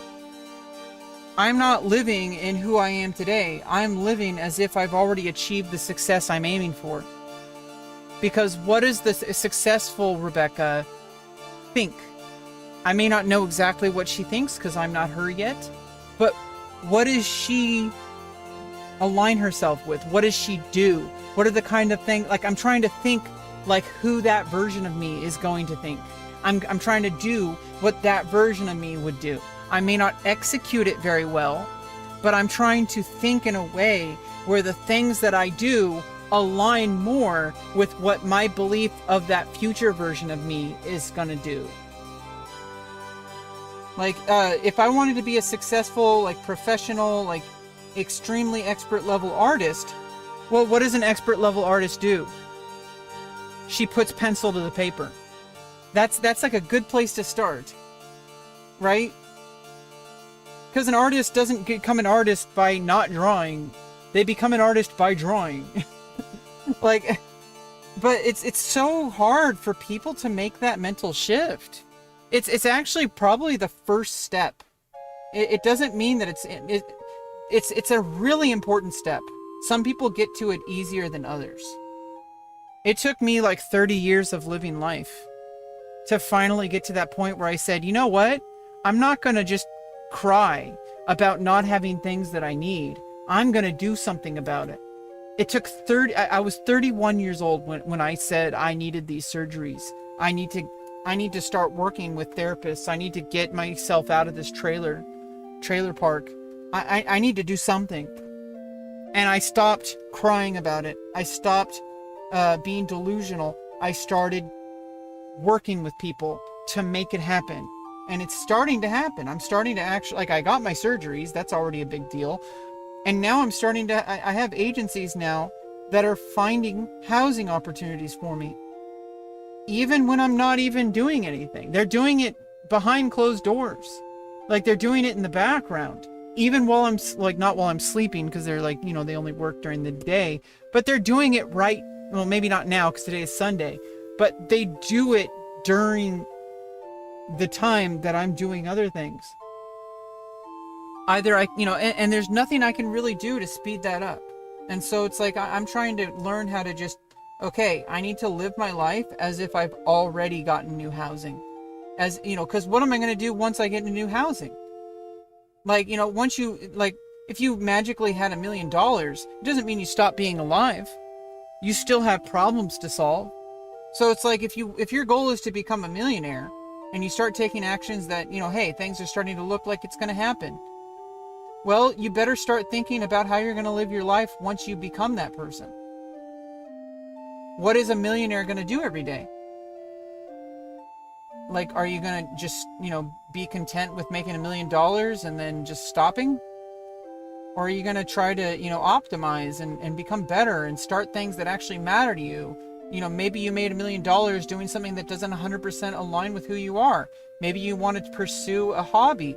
Maybe you want to make that, like, you know, something that's part of who you are. Like, maybe you want to go to, like, a different country, or there's all these things that you're going to be doing besides just, you know, you're going to reach the goal and you're going to realize that you became somebody different and now you have new goals. So it's like, you're just going to keep finding new goals. You may as well start from the beginning, understanding that the goal you're achieving will eventually be solved. It might be hard. And sometimes it might never actually be, you know, happen. But you can't operate that way. You have to operate knowing that you will succeed if you do the right things. And some of it might be based on luck, but some of it, a lot of it actually, is based on deliberate actions. But you wouldn't take those actions if you didn't have the confidence to even stand up and do it. And you have to trust that there is a process and that it will work. It's worked for people in the past. And people say, oh, but that's survivorship bias. Well, would you rather listen to survivors, people who've succeeded, or would you rather listen to people who failed and have no idea what they're talking about? There's a scale here. Even though it's not guaranteed, even though there's a lot of luck, even though there's conditions that maybe you don't meet, that those people did, I would still rather learn from them than learn from some random dude off the street who goes out to the bar every day drinking after work and says, oh, you may as well not even try, who has never even remotely attempted to improve their life in the ways that align with their values. They just complain. They're at the bar, they're drinking, they're complaining about their corporate job, but they don't do anything about it. They just drink it away. Why would I listen to that person? That person has literally no idea what to do in order to become successful. I'm going to listen to the people who have done it. I'm going to listen to the people who have succeeded. Even if, yeah, a lot of those things I might not be able to replicate, that's not even on my radar. I'm doing it because you observe people who have succeeded because you're going to learn something from them. That thing might be big, it might be small. It might be the most important thing you've ever learned. And it might be something that's not very obvious what it is. It might be something like, oh, this person thinks a different way. And it might even be completely unrelated to the actual thing you're trying to learn. But because you change that understanding of what it takes to even to operate at the level that these professional level successful people do, you think the way they do. You see things the way they do. They see opportunities where most people see wastes of time. They look at life differently. And you start noticing these things when you listen to what they have to say. And you look at what they do. You don't just look at what they say, you look at what they do. And you notice that they operate on a fundamentally different level. They might even do the same things that unsuccessful people do, but they operate at a fundamentally different level with a different, they have a different outcome in mind. They're trying to learn things from it that other people aren't.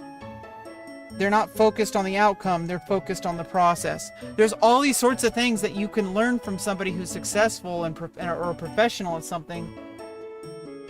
I'd rather listen to those people. I'm not going to listen to Joe Schmo off the street who drinks every day after work, who is doing nothing to improve his situation, who just wants to complain about rich people, who goes on Reddit and complains about millionaire streamers, who complains about YouTubers, and who does nothing at all to even improve his life remotely. Why would I listen to that person? You're saying that person knows better than the successful professional person? Expert? Like, I'm not going to listen to that person. I'm going to listen to the successful person. I'm sorry, but like, that's just how it is. Oh, survivorship bias, survivorship bias. That's bullshit. It's a bunch of cockamamie. Okay. Mike Who Cheese Stain Heat. What? Can you draw your favorite Pokemon? Probably not. I can barely even draw whatever the hell this is. It's like, oh, hey Dubcon, you're trans too? Nice. We got some trans people in the chat. Let's go. It led me to more content and things I like. Well, that's good. Yeah, this is why I do YouTube. This is why I stream. This is why I make content. You never fully know like what the impact of your work will be. And it might not always be successful, but I'm not thinking in the short term. I am somebody who shows up to make content. Period. That's the same operating principle that a professional multi-million-dollar a month, like that's the same exact principle that a successful person operates on. They do everything in their day that aligns with a plan that involves showing up, making content, publishing that content, and looking at the analytics. Those are the 4 fundamental things that a content creator does that don't change whether or not you're a beginner or an expert. So I look at what people do and I focus on the process, and it doesn't matter that I suck at something. It doesn't matter that I'm not good at drawing. I'm going to show up to draw because that's what a professional artist would do. That's the same exact activity. That will never change. In order to draw, you have to draw. Like, and having that level of confidence that's not contingent on outcomes, because you're not going to have outcomes that you want. Probably not for a very long time. Especially as like a YouTuber, for example. You might never get to like 100K subscribers, right? But what does somebody who gets 100K subscribers do? They upload they write content, they create content, they upload content, and they adjust course as time goes on based on their analytics.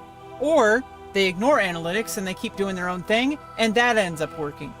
It doesn't matter what they're like, it matters about the core engine that they're driving on.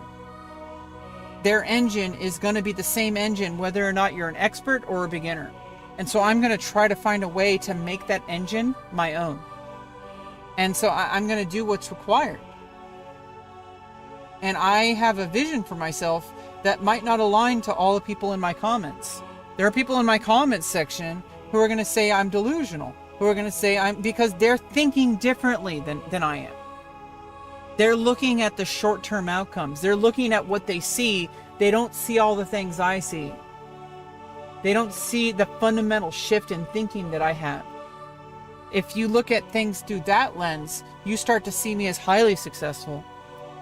But these people choose not to see it. And so I choose not to look at their comments.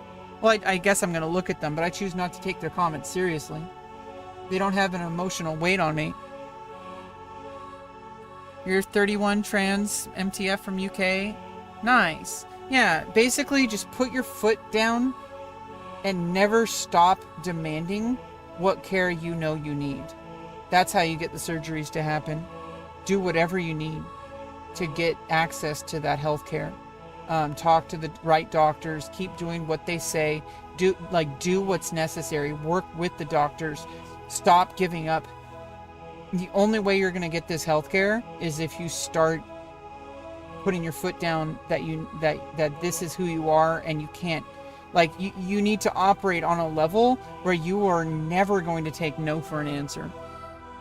And it's going to be hard. It took me 5 years to get my surgery. And I'm not saying it's going to take 5 years for you. It might not. It might take less. It might take longer. I don't want to discourage you, because I wasn't operating on a clear timeline.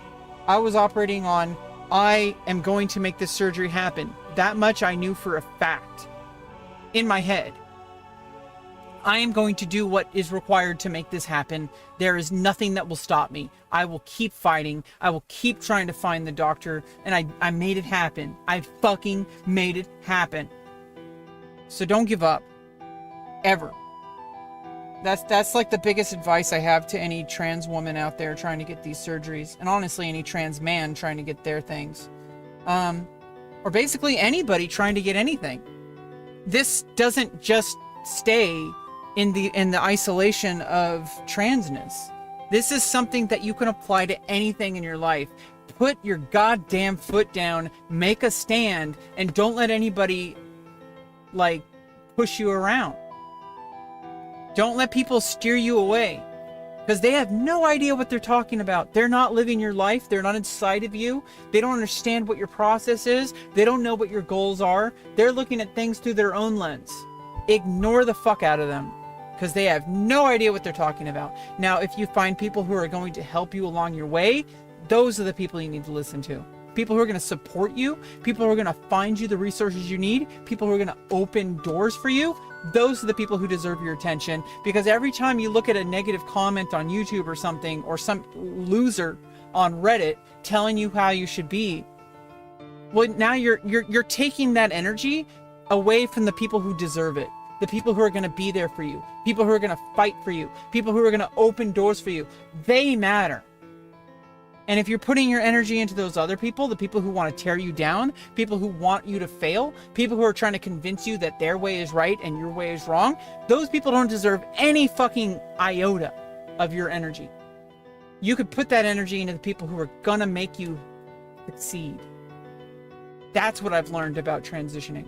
And if you do that, it might be hard, it might be long, giggity, but you will find what you need.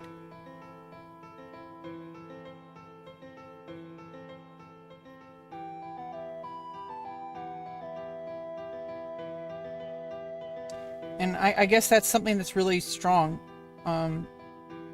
It took transitioning, going through the hard work of it, going through 5 years of uncertainty, and then these past 2 years of, recovery. Psychological recovery is a very big one. I don't want to discourage anybody. I don't want to influence anybody, really. No, honestly, if you need this, nothing I say will change it. Nothing anybody says or does will change it. But basically, there is a psychological toll that it takes on you. Just advocating for yourself for that long alone has a psychological impact that'll probably stay with you forever. But it's not like it's a bad thing. It's just, it's painful. But just because it's painful doesn't mean it's bad. It does make you stronger than a lot of people that are just walking around the streets. There are people who have no idea what you've been through. You don't have the life lessons that you've learned through blood and sweat and tears. And they're not going to know. They're not going to respect it a lot of the times. They're not even going to acknowledge it. They might not even see it. But you have to operate on a level where you know that you trust yourself, because you already have been through the hard work, and not everybody's going to recognize it. Not everyone's going to see it, but you don't need them to derail you. You already know that you're going to succeed. You already know that you are stronger than what they think you are. They have no idea. How would they? They haven't been through what you've been through. They don't understand what you're up against. How can they possibly know? And instead, I think putting your energy into people who actually, they may not understand what you're going through, but they're going to open doors for you. They're going to help you at least. They're going to be there for you. They're going to care about you as a human being. Those people matter so much more than those negative fuckers who are going to try to derail you, who are going to see you as a terrible person, who are going to call you delusional, who are going to try to convince you that you're a loser or a failure or mentally ill or whatever they're going to do. That's their own bullshit. And I know it's like such a, kind of cliche piece of advice, but haters going to hate. And the reason they do is something that you should not be putting your energy into figuring out. It's their own bullshit. It's their own psychological trauma. It's their own lack of effort towards improving their life. And they're reflecting it back to you instead of looking at it themselves. And once you understand that that's how those people are operating on, it's GG. Like, yeah, it does impact you, but at the same time, it's like, I fundamentally understand that this has nothing to do with me when someone's like that. It's 100% to do with their own insecurities, their own lack of progress. That they look at themselves and they see a failure, and so they want everybody else to be the same way they are. They're losers. You should not give them energy. Give your doctors energy. Give people who are going to open doors for you. Give your mentors the energy. The people who are going to lift you up. People who are going to help you get what you need. Those are the people who matter.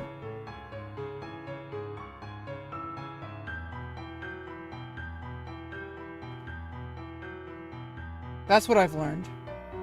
For better or for worse, whatever it's worth. I think it's worth a lot. I think it's worth everything, actually. I went through something that most people will never go through, and it's taught me a lot about how to succeed, that if I don't squander it, I could become more successful than I could have ever imagined. Even when I saw myself as successful, like right now. I'm going to achieve things that I never thought was possible. And I believe this at a fundamental level, which some people might say is delusional. I say it's a requirement.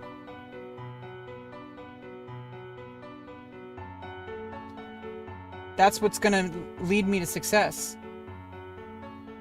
The thing that people think is delusional, that's going to be the mechanism that allows the conditions possible to actually create the successful things. And then who's going to have the last laugh? Right? They're going to be sitting in the same exact situation they're in, hating themselves, hating their life, hating that they never made anything out of their life. And I'm going to be successful, living my own life, reaching for whatever next goal I set for myself.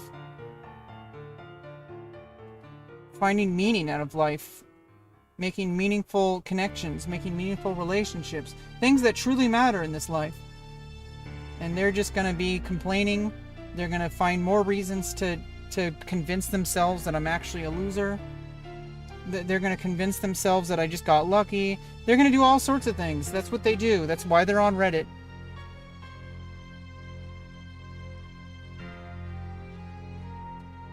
So I don't operate on that way anymore. Actually, I don't think I ever did. Anyway, I have no idea what I just drew, but, are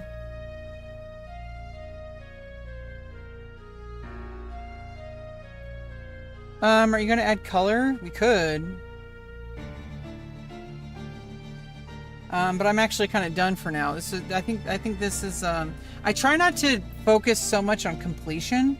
I try to focus on activity.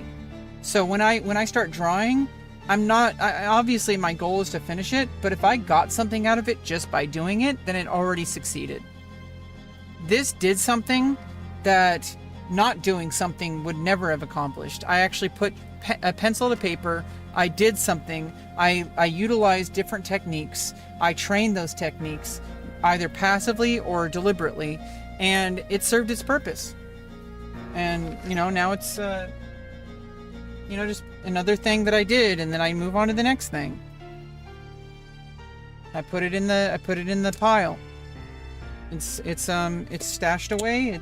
It served its purpose, and now I'm gonna move on to the next thing, whatever that might be. Anyway, I think this was a pretty good stream. I hope you guys all enjoyed it. I thought it was a pretty good conversation. I love reading your guys' input. If you can't listen to people who haven't succeeded, though, you won't learn from them. What I'm saying is that you shouldn't let them discourage you. That's what I'm trying to talk about. You should learn from what people have done that didn't work, but you should also listen to people who have done things that did work. That's what I'm talking about, Easy. Next time, try to draw your favorite Pokemon. Okay. I guess we can draw Bulbasaur. I guess that's one of my favorite Pokemon. I like Bulbasaur a lot. Bulbasaur is very underrated. Like, everyone talks about Pikachu or Charmander. I love Charmander, I love Squirtle, I love Pikachu, but like, Bulbasaur?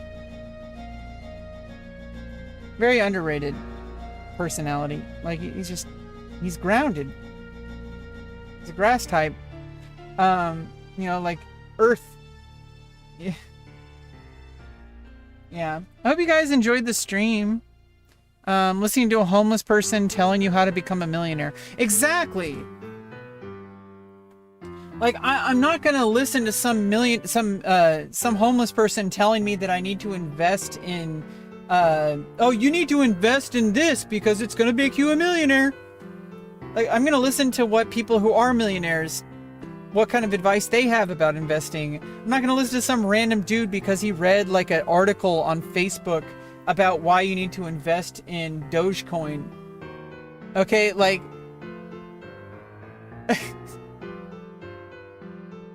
I don't care about that.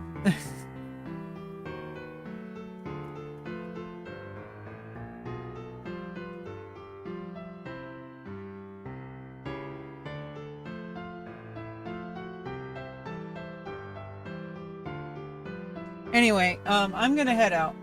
Thanks everyone for joining. All the delusional people in chat, they're gonna be delusional, whatever. You have no idea what I'm talking about. You're already operating on a level that I'm well beyond. You have no idea, like, how much more effort you need to put into your own life before you can even think and comprehend what I'm talking about. Like, you're so far below me. Like, you have no idea. If you think I'm delusional, like, you're so far below me.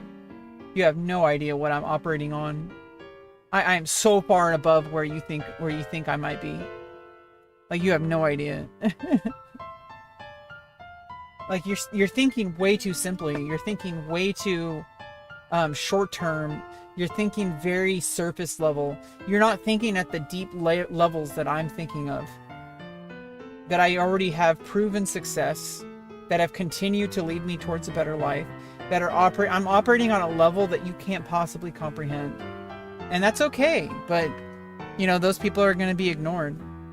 Like, I don't have time for you. I don't have time for these people. I have time for the people who are actually equipped to understand the things I'm saying. Anyway, I just dissed these motherfuckers. It's okay. Oh, do a dab.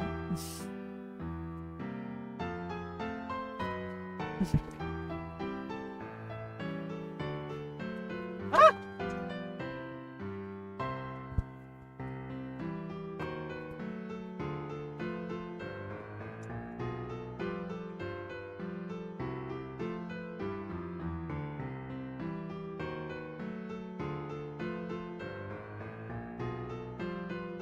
Anyway, see you guys. Bye-bye.